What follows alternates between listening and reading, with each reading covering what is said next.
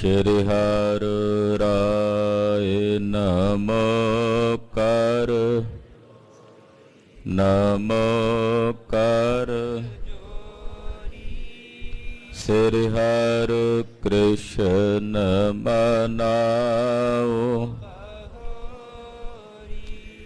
ਤੇਗ ਬਹਾਦਰ ਪਰਮ ਵਾਹਿਗੁਰੂ ਪਰਮ। ਸ਼੍ਰੀ ਗੁਰੂ ਗੋਬਿੰਦ ਸਿੰਘ ਬੇਸਾਲਾ ਤਹਰੋਂ ਤਹਰਾ ਪਰ ਪੁੰਨ ਪੁੰਨ ਸੀਸ ਵਾਹਿਗੁਰੂ ਪੁੰਨ ਪੁੰਨ ਸੀਸਾ ਬੰਦਾ ਬਾਰ ਬਾਰ ਜਗਦੀਸਾ ਏਕੰਕਾਰ ਸਤਿਗੁਰੂ ਤਿਹ ਪ੍ਰਸਾਦ ਸਚ ਹੋਏ। ਵਾਹਿਗੁਰੂ ਜੀ ਕੀ ਫਤਿਹ। ਹੈ ਬੇਗਨ ਬਿਨਾਸਨ ਸੋਏ। ਜਿਸ ਮਹਿ ਅੰਮ੍ਰਿਤ ਗਿਆਨ ਹੈ ਮਾਨਕ ਭਗਤ ਵੈਰਾਗ। ਗੁਰੂ ਗ੍ਰੰਥ ਸਾਹਿਬ ਉਦਦ ਬੰਦੋ ਕਰ ਅਨੁਰਾਗ। ਗੁਰੂ ਗ੍ਰੰਥ ਸਾਹਿਬ ਉਦਦ ਬੰਦੋ ਕਰ ਅਨੁਰਾਗ। ਸਤਨਾਮ ਸ੍ਰੀ ਵਾਹਿਗੁਰੂ ਸਾਹਿਬ ਜੀ। ਦੋਹਰਾ ਇਸ ਬਿਦ ਸਤਿਗੁਰ ਕੁਛ ਥਿਰੇ ਪੁਨ ਭੋਜਨ ਕਰ ਖਾਨ। ਪੌੜੇ ਬਹੁਰ ਪ੍ਰਯੰਕ ਪਰ ਟਰਿਓ ਦੁਪਹਿਰੇ ਜਾਨ। ਵਾਹਿਗੁਰੂ ਜੀ ਕਾ ਖਾਲਸਾ ਵਾਹਿਗੁਰੂ ਜੀ ਕੀ ਫਤਿਹ। ਪਰਮ ਸਨਮਾਨ ਤੇ ਸਤਿਕਾਰਯੋਗ ਗੁਰੂ ਕੇ ਸਾਜੀ ਔਰ ਨਵਾਜੀ ਹੋਏ ਗੁਰੂ ਕਾ ਖਾਸ ਰੂਪ ਗੁਰੂ ਖਾਲਸਾ ਸਾਧ ਸੰਗਤ ਜੀਓ। ਧੰਤਾ ਦੇ ਪਾਤਰ ਹੋ ਕੇ ਸੰਧਿਆ ਵੇਲੇ ਦੇ ਸਜੇ ਹੋਏ ਦੀਵਾਨਾਂ 'ਚ ਇਕੱਤਰ ਹੋ ਕੇ ਹਾਜ਼ਰੀਆਂ ਭਰ ਕੇ ਦੇਨ ਦੁਨੀਆ ਦੇ ਮਾਲਕ ਸਤਿਗੁਰੂ ਚਬਰ ਛਤਰ ਤਖਤ ਦੇ ਮਾਲਕ ਸਤਿਗੁਰੂ ਸ੍ਰੀ ਗੁਰੂ ਗ੍ਰੰਥ ਸਾਹਿਬ ਜੀ ਦੇ ਦਰਸ਼ਨ ਦਿਦਾਰੇ ਪਰਸ ਰਹੇ ਹੋ। दर्श परस कीनो गुरु ग्रंथ महाराज जू के पाप जन्मांतर के पुन रूप धारते। सतगुरां दे दर्शन दिदारे परस के सतगुरां दी रब्बी बाणी दा शब्द कीर्तन आप जी ने सरवण कीता है। चल रहे गुर इतिहास दी लड़ीवार कथा सरवण करन लई इस वक्त गुरु चरनां विच आप जी तत्पर हो के सावधान हो के जुड़ बैठे हो। श्री ਅੰਮ੍ਰਿਤਸਰ ਸਾਹਿਬ जी ਦੇ ਪਹਿਲੇ ਯੁੱਧ ਦੀ ਕਥਾ ਪ੍ਰਾਰੰਭ ਹੋ ਰਹੀ ਹੈ। ਧੰਨ ਗੁਰੂ ਹਰਗੋਬਿੰਦ ਸਾਹਿਬ 6ਵੇਂ ਪਾਤਸ਼ਾਹ ਜੀ ਮਹਾਰਾਜ ਜੀ ਨੇ ਫੌਜਾਂ ਲਾਮਬੰਦ ਕੀਤੀਆਂ ਹਨ। ਬਾਦਸ਼ਾਹ ਸ਼ਾਹਜਹਾਨ ਨੇ ਆਪਣੇ ਇੱਕ ਵੱਡੇ ਸਿਪਾਹੀ ਸਾਲਾਰ ਮੁਖਲਿਸ ਖਾਨ ਦੀ ਅਗਵਾਈ ਵਿੱਚ 7000 ਤੋਂ ਵੱਧ ਫੌਜ श्री ਅੰਮ੍ਰਿਤਸਰ ਸਾਹਿਬ ਵੱਲ ਰੁਖਸਤ ਕੀਤੀ ਹੈ। ਜੋ ਨਗਾਰੇ ਵਜਾਉਂਦਿਆਂ ਮਾਰ ਵਕਾਰਾ ਕਰਦਿਆਂ ਵੱਧ ਰਹੇ ਨੇ। ਲਾਹੌਰ ਸ਼ਹਿਰ ਦੀ ਸੰਗਤ ਨੇ ਚਿੱਠੀ ਲਿਖ ਕੇ 6ਵੇਂ ਪਾਤਸ਼ਾਹ ਦੇ ਕੋਲ ਖਬਰ ਭੇਜੀ ਹੈ। ਪਰ ਜਾਣੀ ਜਾਣ ਸਤਿਗੁਰੂ ਪਹਿਲਾਂ ਜਾਣਦੇ ਸਨ ਕਿ ਬਾਜ ਲਿਆਂਦਾ ਜੰਗ ਤਾਂ ਹੋਵੇਗਾ। ਲੋਹਗੜ੍ਹ ਸਾਹਿਬ ਵਾਲਾ ਜੋ ਸਥਾਨ ਹੈ ਇਹ ਉੱਚੇ ਥਾਂ ਤੇ ਟਿੱਬਾ ਸੀ। ਇਹਦੇ ਆਲੇ ਦੁਆਲੇ ਮਹਾਰਾਜ ਜੀ ਨੇ ਬੜੀ ਤੁਰਤ ਫੁਰਤ ਛੇਤੀ ਨਾਲ ਮੋਰਚੇ ਬਣਵਾ ਦਿੱਤੇ, ਕੰਧ ਜੀ ਉਸਾਰੀ ਕਰਵਾ ਦਿੱਤੀ। 25 ਸਿੱਖ ਮਹਾਰਾਜ ਜੀ ਨੇ ਜਿਹੜੇ ਤਿਆਰ ਬਰ ਤਿਆਰ ਯੋਧੇ ਸਨ ਸਤਿਗੁਰਾਂ ਦੇ, ਉਹਨਾਂ ਨੂੰ ਇੱਥੇ ਛੱਡ ਦਿੱਤਾ। ਹੁਕਮ ਕੀਤਾ ਕਿ ਸਾਵਧਾਨੀ ਦੇ ਨਾਲ ਇੱਥੇ ਪਹਿਰਾ ਦੇਣਾ ਹੈ, ਕਿਉਂਕਿ ਦੁਸ਼ਮਣ ਜਦੋਂ ਵੀ ਆਏਗਾ ਪਹਿਲੋਂ ਇੱਧਰੋਂ ਹਮਲਾ ਕਰੇਗਾ। ਬਾਕੀ ਸੂਰਮਿਆਂ ਵਿੱਚ ਵੀ ਸ਼ਸਤਰ ਆਦਿਕ ਵੰਡ ਦਿੱਤੇ ਨੇ। ਹੁਕਮ ਕੀਤਾ ਹੈ ਕਿ ਘੋੜੇ ਸ਼ਿੰਗਾਰ ਕੇ ਰੱਖੋ, ਤਿਆਰ ਬਰ ਤਿਆਰ ਰਹਿਣਾ, ਦੁਸ਼ਮਣ ਕਦੇ ਵੀ ਆ ਸਕਦਾ। ਉਧਰ ਗੁਰੂ ਕੇ ਮਹਿਲਾਂ ਵਿੱਚ ਵਿਆਹ ਦੀਆਂ ਤਿਆਰੀਆਂ ਚੱਲ ਰਹੀਆਂ ਨੇ, ਕਿਉਂਕਿ ਬੀਬੀ ਵੀਰੋ ਦੀ ਸ਼ਾਦੀ ਦਾ ਦਿਨ ਮੁਕਰਰ ਕੀਤਾ ਹੋਇਆ ਸੀ। ਬਰਾਤ ਦਾ ਟੁਕਾਓ ਹੋਣਾ ਸੀ ਅਗਲੇ ਦਿਨ। ਇਸ ਕਰਕੇ ਸਾਰੀਆਂ ਤਿਆਰੀਆਂ ਵਿਆਹ ਦੀਆਂ ਵੀ ਚੱਲ ਰਹੀਆਂ ਨੇ।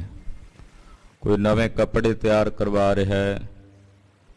ਮਾਤਾ ਜੀ, ਮਾਤਾ ਦਮੋਦਰੀ ਜੀ ਕਈ ਤਰ੍ਹਾਂ ਦੀਆਂ ਭਾਂਤ ਦੀਆਂ ਮਠਿਆਈਆਂ ਪਕਵਾਨ ਤਿਆਰ ਕਰਾ ਕੇ ਰੱਖ ਰਹੇ ਨੇ। ਆਓ ਛੇਵੇਂ ਪਾਤਸ਼ਾਹ ਸ੍ਰੀ ਗੁਰੂ ਹਰਗੋਬਿੰਦ ਸਾਹਿਬ ਜੀ ਦੀ ਪਾਵਨ ਕਥਾ ਹੈ, ਸਰਵਣ ਕਰੀਏ। ਯੁੱਧ ਸ੍ਰੀ ਲੋਹਗੜ੍ਹ ਸਾਹਿਬ ਵਿਖੇ ਜੋ ਹੋ ਰਿਹਾ ਹੈ, ਜੰਗ ਹੋ ਰਿਹਾ ਹੈ, ਇਹ ਧਰਮ ਯੁੱਧ ਹੈ ਗੁਰੂ ਖਾਲਸਾ ਜੀ।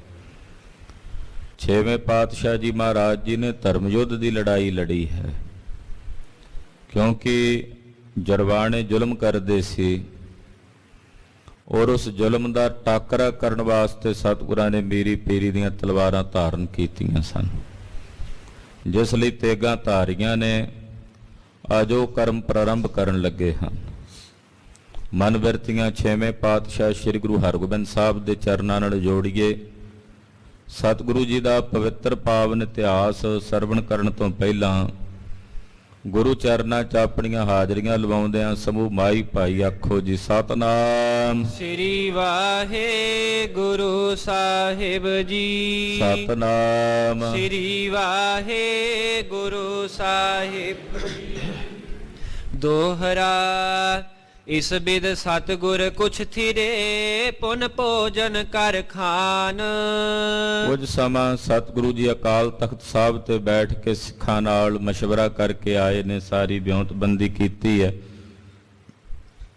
ਇੱਕ ਪਹਿਰ ਦਿਨ ਦਾ ਜਦੋਂ ਬੀਤ ਗਿਆ ਤੇ ਸਤਿਗੁਰੂ ਜੀ ਅਕਾਲ ਤਖਤ ਸਾਹਿਬ ਤੋਂ ਆਪਣੇ ਆਸਣ ਤੇ ਆਏ। ਆ ਕੇ ਗੁਰਦੇਵ ਨੇ ਭੋਜਨ ਛਕਿਆ ਹੈ ਤੇ ਪ੍ਰਸ਼ਾਦਾ ਛਕ ਕੇ ਮਹਾਰਾਜ ਜੀ ਕੁਝ ਸਮੇਂ ਲਈ ਆਰਾਮ ਕਰਨ ਲੱਗੇ ਹਨ। ਪੌੜੇ ਬਹੁਰ ਪ੍ਰਯੰਕ ਪਰ ਢਰਿਓ ਦੁਪਹਿਰੇ ਜਾਨ। ਆਪਣੇ ਪਲੰਗੇ ਤੇ ਜੋ ਸਤਿਗੁਰਾਂ ਦਾ ਸੁਖਾਸਣ ਵਾਲਾ ਪਲੰਗਾ ਹੈ, ਉਸ ਪਲੰਗੇ ਤੇ ਸਤਿਗੁਰੂ ਛੇਵੇਂ ਪਾਤਸ਼ਾਹ ਜੀ ਬਿਰਾਜੇ ਨੇ। ਜਦੋਂ ਦੁਪਹਿਰਾ ਢਲਿਆ ਤੇ ਸਤਿਗੁਰੂ ਜੀ ਉੱਠੇ ਨੇ, ਤਿਆਰ ਬਰ ਤਿਆਰ ਹੋਏ ਨੇ। ਚੌਪਈ ਬਿਜਿਆ ਪਾਨ ਕਰੇ ਹਰ ਖਾਏ। ਗਰਮੀਆਂ ਦੇ ਦਿਨ ਸਨ, ਇਸ ਕਰਕੇ ਪਿਛਲੇ ਪੈਰ ਅਕਸਰ ਗੁਰੂ ਘਰ ਦੇ ਵਿੱਚ ਸ਼ਹੀਦੀ ਦੇਗਾਂ ਦੇ ਰਗੜੇ ਲੱਗਦੇ, ਜਿਨ੍ਹਾਂ ਨੂੰ ਸ਼ਰਦਾਈ ਵੀ ਕਹਿ ਦਿੰਦੇ ਹਨ। ਤੋ ਰਗੜੇ ਲੱਗੇ ਨੇ। ਮਹਾਰਾਜ ਸੱਚੇ ਪਾਤਸ਼ਾਹ ਜੀ ਵਾਸਤੇ ਸ਼ਰਦਾਈ ਦਾ ਬਾਟਾ ਆਇਆ, ਗੁਰਦੇਵ ਨੇ ਛਕਿਆ ਹੈ। ਬਹੁਰ ਸੁਚੇਤਾ ਸਕਲ ਬਣਾਏ। ਫਿਰ ਗਰੀਬ ਨਵਾਜ ਪਾਤਸ਼ਾਹ ਜੀ ਸਰੀਰ ਦੀ ਕਿਰਿਆ ਸੋਧਣ ਵਾਸਤੇ ਸੁਚੇਤ ਹੋਣ ਲਈ, ਸੁਚੇਤਾ ਦਾ ਮਤਲਬ ਹੁੰਦਾ ਹੈ ਗੜ ਤੋੜਨ ਜਾਣਾ। ਤੋ ਮਹਾਰਾਜ ਸੱਚੇ ਪਾਤਸ਼ਾਹ ਜੀ ਸੁਚੇਤੇ ਗਏ, ਭਾਵ ਗੜ ਤੋੜ ਕੇ ਆਏ। ਕਰ ਪਦ ਬਦਨ ਪਖਾਰਨ ਕੀਨਾ। ਫਿਰ ਜਲ ਮੰਗਾ ਕੇ ਜਲ ਪਾਣੀ ਵਰਤਿਆ। ਗੁਰਦੇਵ ਨੇ ਨੇਤਰਾਂ 'ਚ ਜਲ ਦੇ ਛਿੱਟੇ ਮਾਰੇ ਹਨ, ਹੱਥ ਪੈਰ ਜਲ ਦੇ ਨਾਲ ਧੋਏ ਹਨ। ਥਿਰੇ ਤਖਤ ਪਰ ਦਰਸ਼ਨ ਦੀਨਾ। ਸੋਹਣੇ ਵਸਤਰ ਸਰੀਰ ਤੇ ਧਾਰਨ ਕੀਤੇ ਨੇ ਛੇਵੇਂ ਪਾਤਸ਼ਾਹ ਨੇ। ਦੁਪਹਿਰਾ ਜਦੋਂ ਢਲਿਆ ਤੇ ਸ਼ਾਮ ਜੇ ਦੇ ਸਮੇਂ ਮਹਾਰਾਜ ਜੀ ਸ੍ਰੀ ਅਕਾਲ ਤਖਤ ਸਾਹਿਬ ਆ ਗਏ ਨੇ ਔਰ ਸ੍ਰੀ ਅਕਾਲ ਤਖਤ ਸਾਹਿਬ ਤੇ ਆਣ ਕੇ ਸਤਿਗੁਰੂ ਜੀ ਬੈਠੇ ਹਨ, ਸਜੇ ਹਨ। ਉਤਸਵ ਹੋਤ ਵਿਆਹ ਕੋ ਭਾਰੋ। ਉਧਰ ਵਿਆਹ ਦਾ ਉਤਸਵ ਹੋ ਰਿਹਾ ਗੁਰੂ ਘਰ 'ਚ, ਵਿਆਹ ਦੀਆਂ ਤਿਆਰੀਆਂ ਚੱਲ ਰਹੀਆਂ ਨੇ, ਬੜੀਆਂ ਰੌਣਕਾਂ ਹਨ। ਆਮ ਸੰਗਤ ਨੂੰ, ਸਿੱਖਾਂ ਨੂੰ ਹਾਲੇ ਇਸ ਗੱਲ ਦਾ ਇਲਮ ਨਹੀਂ ਸੀ ਕਿ ਆਉਣ ਵਾਲੇ ਸਮੇਂ 'ਚ ਇੱਥੇ ਜੰਗ ਯੁੱਧ ਹੋਣ ਵਾਲਾ ਹੈ, ਲੜਾਈ ਹੋਣ ਵਾਲੀ ਹੈ, ਦੁਸ਼ਮਣਾਂ ਦੀਆਂ ਫੌਜਾਂ ਚੜ੍ਹ ਕੇ ਆ ਰਹੀਆਂ ਨੇ। ਇਹਦੇ ਬਾਰੇ ਜਾਣਕਾਰੀ ਨਹੀਂ ਸੀ, ਇਸ ਕਰਕੇ ਬਹੁਤ ਰੌਣਕਾਂ ਲੱਗੀਆਂ ਹੋਈਆਂ ਨੇ, ਵਿਆਹ ਦੀਆਂ ਤਿਆਰੀਆਂ ਚੱਲ ਰਹੀਆਂ ਹਨ। ਗਨ ਸਮਾਜ ਕੋ ਕਰ ਕਰ ਤਿਆਰੋ। ਵਿਆਹ ਵਾਸਤੇ ਜਿਹੜਾ ਸਮਾਜ ਚਾਹੀਦਾ ਹੈ, ਵਿਆਹ ਵਾਸਤੇ ਜਿਹੜੀਆਂ ਰਸਤਾਂ ਬਸਤਾਂ ਚਾਹੀਦੀਆਂ ਨੇ, ਜੋ ਜੋ ਪਦਾਰਥ ਚਾਹੀਦੇ ਨੇ, ਉਹ ਸਾਰਾ ਕੁਝ ਇਕੱਠਾ ਕਰਕੇ ਰੱਖਿਆ ਜਾ ਰਿਹਾ ਹੈ। ਰਾਖੈ ਸਦਨ ਬਣਾਏ ਕਨੇਰੇ। ਮਹਾਰਾਜ ਜੀ ਦੇ ਮਹਿਲਾਂ ਦੇ ਵਿੱਚ ਹੀ ਇਹ ਸਾਰੀਆਂ ਤਿਆਰੀਆਂ ਵਿਆਹ ਦੇ ਰਾਜ ਸਾਜ ਦੀਆਂ ਹੋ ਰਹੀਆਂ ਨੇ। ਜੋ ਜੋ ਸਮੱਗਰੀ ਵਿਆਹ ਵਾਸਤੇ ਚਾਹੀਦੀ ਹੈ, ਲੋੜੀਂਦੀ, ਉਹ ਸਭ ਕੁਝ ਲਿਆ ਕੇ ਮਹਿਲਾਂ ਵਿੱਚ ਰੱਖਿਆ ਜਾ ਰਿਹਾ ਹੈ। ਜਨ ਹੈ ਆਏ ਬਰਾਤ ਸਵੇਰੇ। ਕਿਉਂਕਿ ਜਾਣਦੇ ਨੇ ਵੀ ਕੱਲ ਨੂੰ ਬਰਾਤ ਆਉਣ ਵਾਲੀ ਹੈ। ਵਿਆਹ ਦਾ ਦਿਨ ਮੁਕਰਰ ਕੀਤਾ ਹੋਇਆ ਸੀ, ਤੋ ਬਰਾਤ ਚੱਲ ਕੇ ਆਉਣ ਵਾਲੀ ਹੈ। ਗੁਰ ਕੀ ਗਤ ਇੱਕ ਗੁਰ ਹੀ ਜਾਣੈ। ਪਰ ਸਤਿਗੁਰਾਂ ਦੀ ਗਤ ਮਿਤ ਕੇਵਲ ਸਤਿਗੁਰੂ ਜੀ ਜਾਣਦੇ ਨੇ। ਗਰੀਬ ਨਵਾਜ ਪਾਤਸ਼ਾਹ ਜੀ ਮਹਾਰਾਜ ਆਪਣੀ ਗਤ ਮਿਤ ਆਪ ਹੀ ਜਾਣਦੇ ਨੇ। ਹਾਲੇ ਸਿੱਖਾਂ ਨੂੰ ਇਸ ਗੱਲ ਦਾ ਨਹੀਂ ਸੀ ਪਤਾ ਵੀ ਕੀ ਭਾਣਾ ਵਰਤਣਾ ਹੈ, ਕਿਉਂਕਿ ਗੁਰੂ ਕੀ ਗਤ ਗੁਰੂ ਜਾਣੈ। ਇੱਕ ਕਥਾ ਵਿੱਚ ਬਚਨ ਆਉਂਦਾ ਜਨਮ ਸਾਖੀ ਵਿੱਚ, ਬਾਬੇ ਕੀ ਗਤ ਬਾਬਾ ਜਾਣੈ, ਕਹਿ ਜਾਣੈ ਜੋ ਨਾਲ ਫਿਰਾਣੈ। ਆਖੋ ਸਤਨਾਮ। ਸ਼੍ਰੀ ਵਾਹਿਗੁਰੂ। ਕਹਿੰਦੇ ਗੁਰੂ ਬਾਬੇ ਦੀ ਗਤ ਗੁਰੂ ਜਾਣੇ, ਜਾਂ ਉਹ ਜਾਣਨ ਜਿਹੜੇ ਨਾਲ ਰਹਿੰਦੇ ਨੇ। ਬਾਕੀਆਂ ਨੂੰ ਕੀ ਪਤਾ ਲੱਗੇ ਵੀ ਕੀ ਵਰਤਣਾ ਕੀ ਹੋਣਾ। ਤੋ ਸਤਿਗੁਰੂ ਜੀ ਦੀ ਗਤ ਮਿਤ ਸਤਿਗੁਰੂ ਜੀ ਜਾਣਦੇ ਹਨ। ਅਪਰ ਨਹੀਂ ਕੋ ਰਿਦੇ ਪਛਾਨੈ। ਹੋਰ ਨੂੰ ਕਿਸੇ ਨੂੰ ਇਸ ਗੱਲ ਦਾ ਇਲਮ ਨਹੀਂ, ਕਿਸੇ ਹੋਰ ਨੂੰ ਇਸ ਗੱਲ ਦਾ ਬੋਧ ਨਹੀਂ ਕੀ ਵਰਤਣਾ ਕੀ ਹੋਣਾ। ਤਦੇ ਸਿੱਖ ਰੋਜ਼ ਪੜ੍ਹਦੇ ਨੇ ਤੁਮਰੀ ਗਤ ਮਿਤ ਤੁਮ ਹੀ ਜਾਣੀ। ਮਹਾਰਾਜ ਤੁਹਾਡੀ ਗਤ ਮਿਤ ਤੁਸੀਂ ਹੀ ਜਾਣਦੇ ਹੋ। ਆਏ ਮਲੇਛ ਸੰਭਾਰਨ ਕਰੈ। ਇਹ ਜੋ ਕੁਝ ਰਾਜ ਸਾਧ ਘਰ 'ਚ ਇਕੱਠਾ ਕਰਕੇ ਰੱਖਿਆ ਜਾ ਰਿਹਾ, ਮਠਿਆਈਆਂ, ਸ਼ੱਕਰਪਾਰੇ, ਜਲੇਬੀਆਂ, ਹੋਰ ਕਈ ਤਰ੍ਹਾਂ ਦੇ ਪਕਵਾਨ ਬਣਾ ਬਣਾ ਕੇ, ਇਹ ਸਾਰਾ ਕੁਝ ਮਲੇਛਾਂ ਨੇ ਆ ਕੇ ਸਾਂਭਣਾ ਸੀ। ਇਹ ਤਾਂ ਗੁਰੂ ਸਾਹਿਬ ਜਾਣਦੇ ਨੇ, ਕਿਉਂਕਿ ਬਚਨ ਵੀ ਪਹਿਲਾਂ ਹੋ ਗਿਆ। ਪਾਤਸ਼ਾਹ ਨੇ ਕਹਿ ਦਿੱਤਾ ਸੀ ਵੀ ਇਹ ਬਰਾਤ ਨਹੀਂ ਛਕੇਗੀ, ਇਹ ਤਾਂ ਹੁਣ ਮਲੇਛ ਹੀ ਛਕਣਗੇ, ਤੁਰਕ ਹੀ ਛਕਣਗੇ ਆ ਕੇ। ਕਹਿੰਦੇ ਇਹਦੇ ਬਾਰੇ ਹਾਲੇ ਪੂਰਨ ਤੌਰ ਤੇ ਕਿਸੇ ਨੂੰ ਚਾਨਣਾ ਨਹੀਂ ਸੀ ਵੀ ਇਹ ਭਾਣਾ ਵਰਤਣਾ, ਕਿ ਜੋ ਕੁਝ ਘਰ ਵਿੱਚ ਇਕੱਠਾ ਕਰਕੇ ਰੱਖਿਆ ਜਾ ਰਿਹਾ ਹੈ, ਇਹ ਸਾਰਾ ਕੁਝ ਤੁਰਕਾਂ ਨੇ ਮਲੇਛਾਂ ਨੇ ਸਾਂਭਣਾ ਹੈ। ਇਹ ਗਤ ਕਿਸੈ ਨਾ ਜਾਣੀ ਪਰੈ। ਇਹ ਗਤ ਨਹੀਂ ਕਿਸੇ ਨੂੰ ਪਤਾ, ਉਹ ਤਾਂ ਸਭ ਆਪੋ ਆਪਣੀਆਂ ਤਿਆਰੀਆਂ 'ਚ ਲੱਗੇ ਨੇ, ਵਿਆਹ ਦੀਆਂ ਸਮੱਗਰੀਆਂ ਇਕੱਠੀਆਂ ਕਰਨ 'ਚ ਲੱਗੇ ਹੋਏ ਨੇ। ਲੱਗਿਓ ਦੀਵਾਨ ਸੋ ਤਖਤ ਅਗਾਰੀ। ਸਤਿਗੁਰੂ ਜੀ ਨੇ ਪਿਛਲੇ ਪਹਿਰ ਦਾ ਜਿਹੜਾ ਸ਼ਾਮ ਦਾ ਦੀਵਾਨ ਹੈ, ਉਹ ਸ੍ਰੀ ਅਕਾਲ ਤਖਤ ਸਾਹਿਬ ਤੇ ਸਜਾਇਆ। ਅਕਾਲ ਤਖਤ ਸਾਹਿਬ ਦੇ ਸਾਹਮਣੇ ਮਹਾਰਾਜ ਜੀ ਦਾ ਦੀਵਾਨ ਸਜਿਆ। ਸਤਿਗੁਰਾਂ ਦੇ ਸੂਰਬੀਰ ਬਹਾਦਰ ਯੋਧੇ ਸਿੱਖ ਆ ਕੇ ਦੀਵਾਨ 'ਚ ਬੈਠੇ ਹਨ। ਗਾਵਹਿ ਸ਼ਬਦ ਰਾਗ ਧੁਨ ਭਾਰੀ। ਸੋਹਣੀ ਧੁਨ ਦੇ ਵਿੱਚ ਸਤਿਗੁਰਾਂ ਦੇ ਦਰਬਾਰ 'ਚ ਆ ਕੇ ਕੀਰਤਨ ਕਰ ਰਹੇ ਨੇ ਰਾਗੀ ਸਿੱਖ। ਬੜੇ ਪਿਆਰ ਨਾਲ ਤਿਨਾਂ ਨੇ ਕੀਰਤਨ ਗਾਇਨ ਕੀਤਾ ਹੈ। ਸ਼ਸਤਰ ਸਜੇ ਜੋਧਾ ਸਵਧਾਨ। ਜਿੰਨੇ ਮਹਾਰਾਜ ਜੀ ਦੇ ਸੂਰਬੀਰ ਬਹਾਦਰ ਯੋਧੇ ਨੇ, ਸਭ ਸ਼ਸਤਰਧਾਰੀ ਹੋ ਕੇ ਤਿਆਰ ਬਰ ਤਿਆਰ ਹੋ ਕੇ ਆਏ ਨੇ। ਸਭ ਸ਼ਸਤਰਾਂ ਨਾਲ ਸਜੇ ਧਜੇ ਆਏ ਹਨ। ਆਨ ਆਨ ਬੈਠੇ ਬਲਵਾਨ। ਬੜੇ ਬੜੇ ਬਲਵਾਨ ਯੋਧੇ ਤਿਆਰ ਬਰ ਤਿਆਰ ਹੋ ਕੇ ਆ ਕੇ ਬੈਠੇ ਨੇ। ਸੋਦਰ ਸੰਧਿਆ ਲਗਤ ਹੈ ਬੈਸੇ। ਸੋਦਰ ਦਾ ਪਾਠ ਜਦੋਂ ਤੱਕ ਹੋਣਾ ਸੀ, ਉਦੋਂ ਤੱਕ ਸੰਧਿਆ ਸਮੇਂ ਤੱਕ ਸਾਰੇ ਸਿੱਖ ਸਤਿਗੁਰੂ ਜੀ ਦੇ ਸਮੇਤ ਬੈਠੇ ਰਹੇ। ਪਾਇਓ ਭੋਗ ਨਮੋ ਕੀਏ ਤੈਸੇ। ਜਦੋਂ ਸੋਦਰ ਦੀ ਚੌਂਕੀ ਦਾ ਭੋਗ ਪਿਆ, ਸਾਰਿਆਂ ਨੇ ਸੀਸ ਝੁਕਾ ਕੇ ਨਮਸਕਾਰ ਕੀਤੀ ਔਰ ਸੋਦਰ ਦੀ ਚੌਂਕੀ ਦੀ ਸਮਾਪਤੀ ਦਾ ਅਰਦਾਸਾ ਕੀਤਾ। ਸਤਿਗੁਰ ਮੰਦਿਰ ਵਿਖੇ ਪਧਾਰੇ। ਦੀਵਾਨ ਦੀ ਸਮਾਪਤੀ ਕਰਕੇ ਮਹਾਰਾਜ ਛੇਵੇਂ ਪਾਤਸ਼ਾਹ ਗੁਰੂ ਹਰਗੋਬਿੰਦ ਸਾਹਿਬ ਆਪਣੇ ਮਹਿਲਾਂ 'ਚ ਆਪਣੇ ਮੰਦਿਰ 'ਚ ਆ ਗਏ ਨੇ। ਨਿਜ ਨਿਜ ਥਲ ਤਬ ਸੁਪਟ ਸਿਧਾਰੇ। ਜਿੰਨੇ ਸੂਰਮੇ ਸਨ ਉਹ ਸਭ ਆਪੋ ਆਪਣੀਆਂ ਥਾਵਾਂ ਤੇ ਜਿੱਥੇ ਜਿੱਥੇ ਜਿਹਦੀ ਡਿਊਟੀ ਸੀ, ਜਿਹੜੇ ਜਿਹੜੇ ਸੂਰਮੇ ਦਾ ਜਿੱਥੇ ਜਿੱਥੇ ਪੜਾਓ ਸੀ, ਸਭ ਆਪੋ ਆਪਣੇ ਪੜਾਵਾਂ ਤੇ ਆਪੋ ਆਪਣੀਆਂ ਥਾਵਾਂ ਤੇ ਆਸਣਾਂ ਤੇ ਚਲੇ ਗਏ। ਖਾਨ ਪਾਨ ਕਰਕੇ ਗਨ ਸੋਏ। ਰਾਤ ਦਾ ਸਮਾਂ ਸੀ, ਲੰਗਰ ਪ੍ਰਸ਼ਾਦਾ ਸਭ ਨੇ ਛਕਿਆ। ਛਕ ਕੇ ਲੰਗਰ ਪ੍ਰਸ਼ਾਦ ਆਪੋ ਆਪਣੇ ਆਸਣਾਂ ਤੇ ਸਭ ਬਿਰਾਜੇ ਨੇ। ਕੇਤਿਕ ਰਾਤ ਬੀਤੀ ਜਬ ਜੋਏ। ਜਦੋਂ ਕੁਝ ਕੁ ਰਾਤ ਬੀਤ ਗਈ, ਯਾਨੀ ਕਿ ਅੱਧੀ ਕੁ ਰਾਤ ਦੇ ਵੇਲੇ ਤੇਲੇ ਦਾ ਸਮਾਂ ਹੋਇਆ। ਲਵਪੁਰ ਤੇ ਸਿੱਖਨ ਅਰਦਾਸ। ਇੰਨੇ ਨੂੰ ਲਾਹੌਰ ਸ਼ਹਿਰ ਤੋਂ ਜਿਹੜੇ ਸਿੱਖ ਸੰਗਤ ਨੇ ਅਰਦਾਸ ਭੇਜੀ ਸੀ, ਚਿੱਠੀ ਲਿਖ ਕੇ ਖਬਰ ਦੇਣ ਨੂੰ। ਇੱਕ ਸਿੱਖ ਭੇਜਿਆ ਸੀ, ਉਹ ਪਹੁੰਚ ਗਿਆ ਚਿੱਠੀ ਲੈ ਕੇ। ਆਏ ਪਹੁੰਚੀ ਸਤਿਗੁਰ ਪਾਸ। ਤਕਰੀਬਨ 10:30 ਵਜੇ ਦਾ ਰਾਤ ਦਾ ਸਮਾਂ ਹੋਵੇਗਾ। ਉਹ ਸਿੱਖ ਚਿੱਠੀ ਲੈ ਕੇ ਮਹਾਰਾਜ ਗੁਰੂ ਹਰਗੋਬਿੰਦ ਸਾਹਿਬ ਜੀ ਦੇ ਚਰਨਾਂ 'ਚ ਆ ਕੇ ਹਾਜ਼ਰ ਹੋਇਆ। ਦਵਾਰਪਾਲ ਸੋ ਬਾਕਬ ਖਾਨੋ। ਜਿਹੜਾ ਬਾਹਰ ਦਰਵਾਜ਼ੇ ਤੇ ਦਵਾਰਪਾਲ ਪਹਿਰੇਦਾਰ ਖੜਾ ਸੀ, ਉਹਨੂੰ ਆ ਕੇ ਸਿੱਖ ਨੇ ਆਪਣੇ ਆਉਣ ਦੀ ਸੁਧ ਦਿੱਤੀ ਕਿ ਮੈਂ ਲਾਹੌਰ ਸ਼ਹਿਰ ਤੋਂ ਆਇਆ। ਉੱਥੋਂ ਦੀ ਸੰਗਤ ਨੇ ਬਹੁਤ ਜ਼ਰੂਰੀ ਬੇਨਤੀ ਚਿੱਠੀ ਲਿਖ ਕੇ ਭੇਜੀ ਹੈ। ਇਸ ਵੇਲੇ ਸਤਿਗੁਰੂ ਜੀ ਨੂੰ ਮਿਲਣਾ ਬਹੁਤ ਜ਼ਿਆਦਾ ਜ਼ਰੂਰੀ ਹੈ। ਅਬ ਹੀ ਚਾਹੋ ਗੁਰੂ ਟਿਕ ਜਾਨੋ। ਹੁਣੇ ਹੀ ਮਿਲਣਾ ਪਏਗਾ, ਕਿਉਂਕਿ ਸਵੇਰ ਤੱਕ ਬਹੁਤ ਦੇਰੀ ਹੋ ਜਾਏਗੀ। ਭਾਵੇਂ ਕਿ ਰਾਤ ਕਾਫੀ ਪੈ ਗਈ ਹੈ, ਪਰ ਹੁਣ ਮਜਬੂਰੀ ਹੈ। ਇਸ ਵੇਲੇ ਸਤਿਗੁਰੂ ਜੀ ਨੂੰ ਮਿਲਣਾ ਅਤੀ ਜ਼ਰੂਰੀ ਹੈ ਜ਼ਰੂਰ ਕੋ ਕਾਮ ਬਿਸਾਲਾ। ਕੋਈ ਬਹੁਤ ਜ਼ਰੂਰੀ ਕੰਮ ਹੈ ਜਿਹੜਾ ਮੈਂ ਕੇਵਲ ਅੰਦਰ ਜਾ ਕੇ ਸਤਿਗੁਰਾਂ ਨੂੰ ਹੀ ਦੱਸ ਸਕਦਾ। ਪਹਿਰੇਦਾਰ ਨੂੰ ਕਿਹਾ, ਵੀਰ ਮੈਂ ਤੈਨੂੰ ਵੀ ਨਹੀਂ ਦੱਸ ਸਕਣਾ ਵੀ ਕਿਉਂ ਆਇਆ। ਕਿ ਜਿਹੜਾ ਕੰਮ ਮੈਂ ਦੱਸਣ ਆਇਆ ਹਾਂ, ਜਿਹੜੀ ਚਿੱਠੀ ਲੈ ਕੇ ਆਇਆ ਹਾਂ, ਇਹ ਕੇਵਲ ਮੈਂ ਸਤਿਗੁਰਾਂ ਨੂੰ ਦੇ ਸਕਦਾ ਤੇ ਉਹਨਾਂ ਨੂੰ ਹੀ ਦੱਸ ਸਕਦਾ ਹਾਂ। ਦੇਰ ਨਾ ਕਰੋ ਜਾਹੋ ਦਰ ਹਾਲਾ। ਇਸ ਕਰਕੇ ਭਰਾ ਜੀ ਤੁਸੀਂ ਛੇਤੀ ਜਾਓ ਅੰਦਰ ਮਹਿਲਾਂ 'ਚ, ਦੇਰੀ ਨਾ ਲਾਓ, ਜਿੰਨਾ ਛੇਤੀ ਹੋ ਸਕੇ ਜਾ ਕੇ ਸਤਿਗੁਰਾਂ ਨੂੰ ਮਿਲੋ ਤੇ ਮੇਰਾ ਸਤਿਗੁਰਾਂ ਦੇ ਨਾਲ ਮਿਲਾਪ ਕਰਾਓ। ਜਿਮ ਮੋ ਕਹੋ ਤੁਮ ਆਇਓ ਜਾਨਾ। ਨਾਲੇ ਇਹ ਵੀ ਦੱਸ ਦਿੱਤਾ ਜਿਵੇਂ ਮੈਂ ਪਹੁੰਚਿਆ ਨਾ ਇੱਥੇ ਕਾਲੀ ਕਾਲੀ ਦੇ ਨਾਲ, ਤਿਮ ਆਇਓ ਦਲ ਸ਼ਾਹੋ ਮਹਾਨਾ। ਬਸ ਪਿੱਛੇ ਮੇਰੇ ਪੈਰਾਂ ਦੇ ਮਗਰ ਮਗਰ ਹੀ ਸਮਝ ਲਓ ਵੀ ਦੁਸ਼ਮਣਾਂ ਦੀਆਂ ਫੌਜਾਂ ਬਾਦਸ਼ਾਹ ਦੀਆਂ ਵੀ ਉਹ ਵੀ ਆਈਆਂ ਪਹੁੰਚੀਆਂ। ਇਹ ਬਸ ਤੂੰ ਸਮਝ ਲੈ, ਬਾਕੀ ਸਾਰੀ ਗੱਲ ਜਿਵੇਂ ਮੈਂ ਆਇਆ ਹਾਂ ਸਮਝ ਲਓ ਏਦਾਂ ਹੀ ਪਿੱਛੇ ਦੁਸ਼ਮਣਾਂ ਦੀ ਫੌਜ ਮਾਰੋ ਮਾਰ ਕਰਦੀ ਪਹੁੰਚਣ ਵਾਲੀ ਹੈ ਗੁਰੂ ਘਰ। ਦਵਾਰਪਾਲ ਨੇ ਜਾਏ ਸੁਨਾਈ। ਦਵਾਰਪਾਲ ਬੜੀ ਤੇਜ਼ੀ ਨਾਲ ਹਰਕਤ ਵਿੱਚ ਆਇਆ, ਅੰਦਰ ਜਾ ਕੇ ਮਹਿਲਾਂ 'ਚ ਸਤਿਗੁਰਾਂ ਨੂੰ ਬੇਨਤੀ ਕਰਕੇ ਦੱਸਿਆ। ਲਵਪੁਰ ਤੇ ਪਾਤੀ ਅਬਿਆਈ। ਮਹਾਰਾਜ ਲਾਹੌਰ ਸ਼ਹਿਰ ਤੋਂ ਇੱਕ ਗੁਰਸਿੱਖ ਆਇਆ ਹੈ, ਉਹਦੇ ਹੱਥ ਵਿੱਚ ਲਾਹੌਰ ਸ਼ਹਿਰ ਦੀ ਸੰਗਤ ਵੱਲੋਂ ਲਿਖੀ ਹੋਈ ਇੱਕ ਚਿੱਠੀ ਹੈ, ਉਹ ਚਿੱਠੀ ਲੈ ਕੇ ਪੁੱਜਿਆ ਹੈ। ਕਹੈ ਸੋ ਵੱਡ ਸੈਨਾ ਚੜ ਆਈ। ਉਹ ਕਹਿੰਦਾ ਕਿ ਦੁਸ਼ਮਣਾਂ ਦੀ ਬਹੁਤ ਵੱਡੀ ਸੈਨਾ ਲਾਹੌਰ ਸ਼ਹਿਰ ਤੋਂ ਸ੍ਰੀ ਅੰਮ੍ਰਿਤਸਰ ਸਾਹਿਬ ਵੱਲ ਚੜ੍ਹਾਈ ਕਰਕੇ ਆ ਰਹੀ ਹੈ। ਮਿਲਿਓ ਚਹੈ ਰਾਵਰ ਕੇ ਤਾਈ। ਔਰ ਮਹਾਰਾਜ ਉਹ ਆਪ ਜੀ ਨੂੰ ਆ ਕੇ ਮਿਲਣਾ ਚਾਹੁੰਦਾ, ਸਿੱਖ ਤੁਹਾਨੂੰ ਆ ਕੇ ਮਿਲ ਕੇ ਬੇਨਤੀ ਕਰਨਾ ਚਾਹੁੰਦਾ ਹੈ। ਸੁਨ ਸਤਿਗੁਰ ਤਤਕਾਲ ਬੁਲਾਵਾ।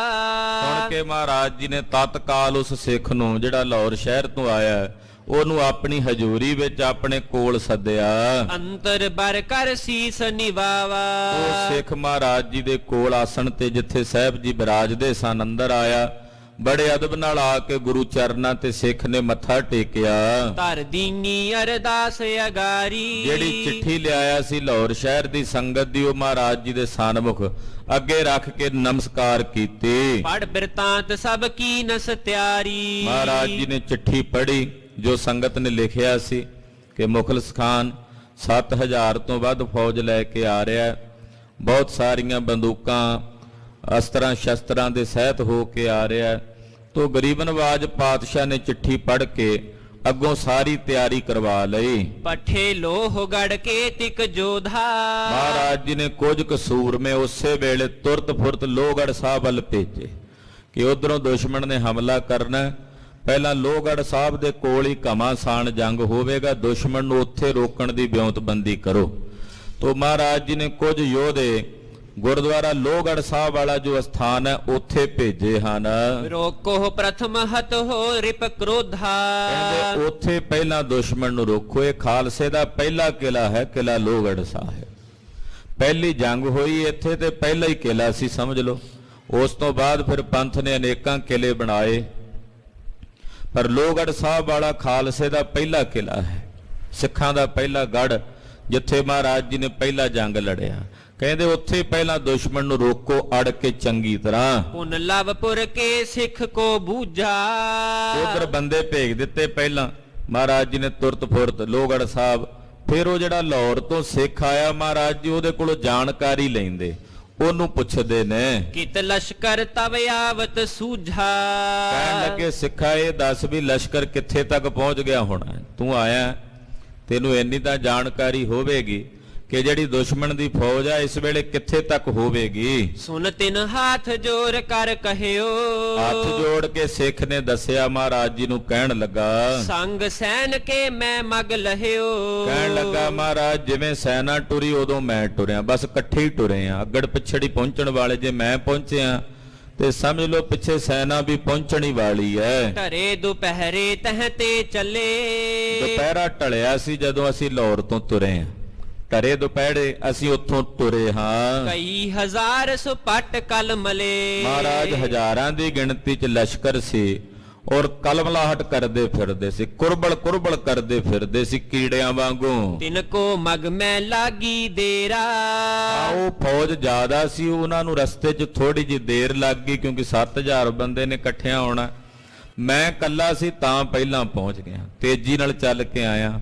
ਉਹ ਫੌਜ ਸੀ, ਜ਼ਿਆਦਾ ਸੀ ਗਿਣਤੀ, ਇਸ ਕਰਕੇ ਉਹਨਾਂ ਨੂੰ ਮੇਰੇ ਪਹੁੰਚਣ ਤੋਂ ਥੋੜਾ ਜਿਹਾ ਉਹਨਾਂ ਨੂੰ ਟਾਈਮ ਲੱਗ ਗਿਆ, ਸਮਾਂ ਲੱਗ ਗਿਆ ਆਉਂਦਿਆਂ। ਮੈਂ ਆਇਓ ਕਰ ਬੇਗ ਬਡੇਰਾ, ਤੇ ਨਾਲੇ ਮਹਾਰਾਜ ਮੈਂ ਬਹੁਤ ਤੇਜ਼ੀ ਨਾਲ ਛੂਟ ਵੱਟ ਕੇ ਆਇਆ ਤੁਹਾਡੇ ਕੋਲ। ਸ਼ਾਹ ਹੁਸੈਨ ਪੀ ਆਈ ਜਨ ਹੋ, ਤੇ ਮਹਾਰਾਜ ਜਿਵੇਂ ਮੈਂ ਪੁੱਜਿਆ ਸਮਝ ਲਓ ਇਸੇ ਤਰ੍ਹਾਂ ਬਾਦਸ਼ਾਹ ਦੀ ਸੈਨਾ ਵੀ ਆਈ ਜਾਣੋ, ਉਹ ਵੀ ਸਮਝ ਲਓ ਬਸ ਪਹੁੰਚਣ ਹੀ ਵਾਲੇ ਹੋਣਗੇ, ਨੇੜੇ ਤੇੜੇ ਹੀ ਹੋਣਗੇ ਅੰਮ੍ਰਿਤਸਰ ਸਾਹਿਬ ਦੇ।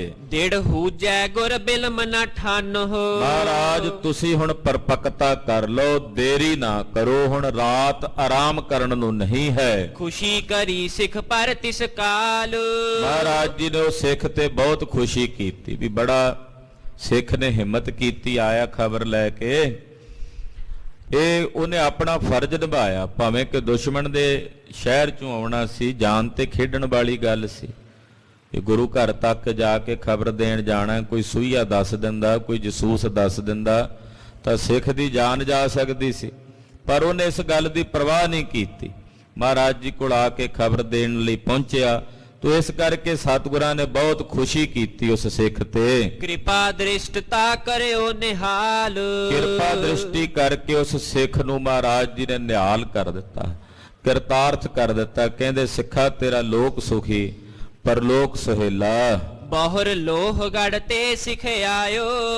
ਇੰਨੇ ਨੂੰ ਬਚਨ ਹੋ ਹੀ ਰਹੇ ਸਨ ਕਿ ਲੋਹਗੜ੍ਹ ਸਾਹਿਬ ਤੋਂ ਇੱਕ ਸਿੱਖ ਮਹਾਰਾਜ ਜੀ ਦੇ ਕੋਲ ਚੱਲ ਕੇ ਆਇਆ। ਉਤਲਾਵਤ ਨੇ ਬਾਕ ਸੁਨਾਇਓ, ਬੜਾ ਕਾਲੀ ਕਾਲੀ ਚੱਲ ਕੇ ਪਹੁੰਚਿਆ ਤੇ ਆ ਕੇ ਸਤਿਗੁਰੂ ਸੱਚੇ ਪਾਤਸ਼ਾਹ ਨੂੰ ਸੁਣਾ ਕੇ ਕਹਿਣ ਲੱਗਾ, ਕਿਰਪਾ ਸਿੰਧ ਲਸ਼ਕਰ ਬਡਿਆਵਾ। ਹੇ ਕਿਰਪਾ ਸਿੰਧ ਗੁਰਦੇਵ, ਦੁਸ਼ਮਣ ਦਾ ਬੜਾ ਵੱਡਾ ਭਾਰੀ ਲਸ਼ਕਰ ਆ ਪਹੁੰਚਿਆ ਹੈ। ਕਲ ਬਲਾਟ ਹਮਨੇ ਸੁਨ ਪਾਵਾ, ਘੋੜਿਆਂ ਦੇ ਪੌੜਾਂ ਦੀ ਆਵਾਜ਼, ਕਲ ਬਲਾਹਟ, ਕਿਉਂਕਿ ਰਾਤ ਦਾ ਸਮਾਂ ਸੀ, ਰਾਤ ਨੂੰ ਤਾਂ ਉਦਾਂ ਵੀ ਥੋੜੀ ਆਵਾਜ਼ ਦੂਰ ਤੱਕ ਸੁਣਾਈ ਦਿੰਦੀ ਹੈ।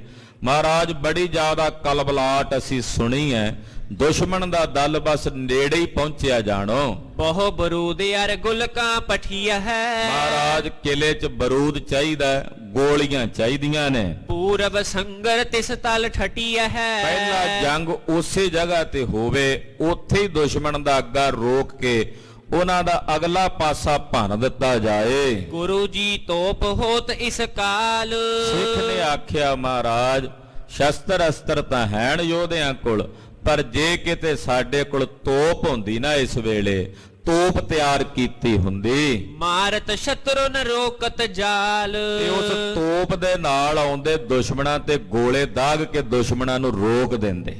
ਉਹ ਜਿਵੇਂ ਵਧੇ ਆਉਂਦੇ ਨੇ, ਉਹਨਾਂ ਨੂੰ ਵਧਦਿਆਂ ਹੋਇਆਂ ਨੂੰ ਤੋਪ ਦੇ ਗੋਲਿਆਂ ਨਾਲ ਅਸੀਂ ਰੋਕ ਦਿੰਦੇ, ਜੇ ਕਿਤੇ ਸਾਡੇ ਕੋਲ ਤੋਪ ਹੁੰਦੀ। ਸੁਨ ਸਤਿਗੁਰ ਤਬ ਹੁਕਮ ਬਖਾਨਾ, ਸੁਣ ਕੇ ਧੰਨ ਗੁਰੂ ਹਰਗੋਬਿੰਦ ਸਾਹਿਬ ਸੱਚੇ ਪਾਤਸ਼ਾਹ ਜੀ ਮਹਾਰਾਜ ਜੀ ਨੇ ਹੁਕਮ ਕੀਤਾ, ਬੋਲੇ, ਖੋਖਰ ਲੱਕਰੋ ਪਰਿਓ ਮਹਾਨਾ। ਮਹਾਰਾਜ ਜੀ ਕਹਿੰਦੇ ਉੱਥੇ ਇੱਕ ਖੋਲ ਪਿਆ, ਬੜੀ ਵੱਡੀ ਲੱਕੜ ਹੈ, ਉਹ ਵਿੱਚੋਂ ਖਾਲੀ ਹੈ। ਹੁਣ ਤੱਕ ਵੀ ਉਹ ਤੋਪ ਲੋਹਗੜ੍ਹ ਸਾਹਿਬ ਪਈ ਹੈ, ਸੰਗਤਾਂ ਦਰਸ਼ਨ ਕਰਦੀਆਂ। ਮਹਾਰਾਜ ਜੀ ਕਹਿੰਦੇ ਲੱਕੜ ਦਾ ਉਹ ਖੋਲ ਹੈ, ਵਿੱਚੋਂ ਖਾਲੀ ਹੈ। ਸਨਮੁਖ ਰਿਪੁਨ ਧਰੋ ਤੇ ਜਾਈ, ਉਹ ਰੱਖ ਦਿਓ ਦੁਸ਼ਮਣ ਦੇ ਸਾਹਮਣੇ, ਮੋਰਚੇ ਵਿੱਚ ਲਾ ਦਿਓ। ਦੇਹ ਗੋਰਨ ਕੀ ਮਾਰ ਮਚਾਈ, ਔਰ ਉਹਦੇ ਚੋਂ ਗੋਲੇ ਦਾਗ ਦਾਗ ਕੇ ਵੈਰੀਆਂ ਦੀ ਕਹਿੰਦੇ ਸੁੱਧ ਭੁਲਾ ਦਿਓ, ਵੈਰੀਆਂ ਨੂੰ ਭਾਜੜਾਂ ਪਾ ਦਿਓ ਉਹਨਾਂ ਨੂੰ। ਪੁਨ ਸਿੱਖ ਨੇ ਗੁਰੂ ਬੂਜਨ ਕੀਨੇ, ਜਦੋਂ ਮਹਾਰਾਜ ਜੀ ਨੇ ਕਿਹਾ ਨਾ ਵੀ ਉਹ ਖੋਖਰ ਦਾ ਲੱਕੜ ਦਾ ਇੱਕ ਖੋਲ ਜਿਹਾ ਪਿਆ, ਉਹ ਚਲਾ ਦਿਓ, ਤੋਪ ਬਣਾ ਕੇ ਉਹਨੂੰ ਲਾ ਦਿਓ ਅੱਗੇ। ਤੇ ਸੁਣ ਕੇ ਸਿੱਖ ਨੇ ਪੁੱਛਿਆ, ਦੁਰਗ ਬਰੂ ਦਸੋ ਗੋਰਾ ਹੀਨੇ। ਮਹਾਰਾਜ ਚਲੋ ਤਾਂ ਆਪ ਜੀ ਦਾ ਬਚਨ ਸਤ ਬਚਨ ਹੈ, ਪਰ ਖੋਲ ਵਿੱਚ ਪਾ ਕੇ ਗੋਲੇ ਚਲਾਉਣ ਵਾਸਤੇ ਤਾਂ ਚਾਹੀਦੇ ਨੇ, ਬਰੂਦ ਚਾਹੀਦਾ, ਤੇ ਕਿਲੇ ਵਿੱਚ ਨਾ ਕੋਈ ਗੋਲਾ ਤੇ ਨਾ ਬਰੂਦ ਹੈ। ਪਰ ਲੱਕਰੋ ਮਹਿ ਕਹਾਂ ਚਲਾਵੇ, ਉਹ ਲੱਕੜੇ ਦੇ ਵਿੱਚ ਜਿਹੜਾ ਉਹ ਖੋਲ ਹੈ ਲੱਕੜ ਦਾ, ਉਹਦੇ ਚ ਭਰ ਕੇ ਚਲਾਈਏ ਕੀ ਮਹਾਰਾਜ? ਨਾ ਉੱਥੇ ਗੋਲਾ ਤੇ ਨਾ ਹੀ ਉੱਥੇ ਕੋਈ ਬਰੂਦ ਹੈ। ਮ੍ਰਿਗ ਤੋਂ ਨਹੀਂ ਹੇਰ ਡਰ ਪਾਵੇ, ਮਹਾਰਾਜ ਉਹ ਕਿਹੜਾ ਹਿਰਨ ਨੇ ਜਿਹੜੇ ਖੋਲ ਵੇਖ ਕੇ ਡਰ ਕੇ ਭੱਜ ਜਾਣਗੇ? ਮਹਾਰਾਜ ਸੂਰਮੇ ਨੇ, ਉਹ ਵੀ ਪਠਾਨ ਨੇ, ਉਹਨਾਂ ਨੇ ਖਾਲੀ ਖੋਲ ਵੇਖ ਕੇ ਥੋੜੀ ਭੱਜ ਜਾਣਾ ਡਰ ਕੇ, ਉਹ ਕਿਹੜਾ ਹਿਰਣ ਨੇ ਜਿਹੜੇ ਡਰ ਕੇ ਭੱਜ ਜਾਣਗੇ। ਬਹੁਰ ਹੁਕਮ ਗੁਰ ਤੀਨੋ ਬਖਾਨਾ, ਫਿਰ ਸਤਿਗੁਰੂ ਸੱਚੇ ਪਾਤਸ਼ਾਹ ਤਿਨਾਂ ਪ੍ਰਤੀ ਹੁਕਮ ਕਰਦਿਆਂ ਬੋਲੇ, ਪੂਰੋ ਲੱਕਰਾ ਧੂਰ ਮਹਾਨਾ। ਮਹਾਰਾਜ ਜੀ ਕਹਿੰਦੇ ਭਾਈ ਖਾਲੀ ਕਿਉਂ ਚਲਾਣਾ, ਉਹਦੇ ਵਿੱਚ ਨੇੜੇ ਤੇੜੇ ਜਿੰਨੀ ਮਿੱਟੀ ਧੂੜ ਕਿੰਕਰ ਪੱਥਰ ਜੋ ਲੱਭ ਜੇ ਕਹਿੰਦੇ ਉਹਦੇ ਨਾਲ ਉਹਦਾ ਮੂੰਹ ਭਰ ਦਿਓ। ਪਾਥਰ ਈਂਟ ਪਾਏ ਕਰ ਮਾਰੋ, ਪੱਥਰ ਇੱਟਾਂ ਉਹ ਭਰ ਕੇ ਕਹਿੰਦੇ ਉਹਨੂੰ ਚਲਾ ਦਿਓ। ਚਲੇਗਾ ਜਿਵੇਂ ਤੋਪ ਦੇ ਗੋਲੇ ਚੱਲਦੇ ਨੇ ਏਦਾਂ ਉਹ ਚੱਲਣਗੇ। ਆਵਤ ਰਿਪ ਦਲ ਕੋ ਪਰਹਾਰੋ, ਜਿਹੜਾ ਦੁਸ਼ਮਣ ਦਾ ਦਲ ਆਵੇਗਾ ਆਉਂਦਿਆਂ ਨੂੰ ਕਹਿੰਦੇ ਫਿਰ ਪਹਿਲਾਂ ਇਹਨਾਂ ਗੋਲਿਆਂ ਦੇ ਨਾਲ ਇਸੇ ਤੋਪ ਦੇ ਨਾਲ ਗੋਲੇ ਦਾਗ ਕੇ ਮਾਰੋ।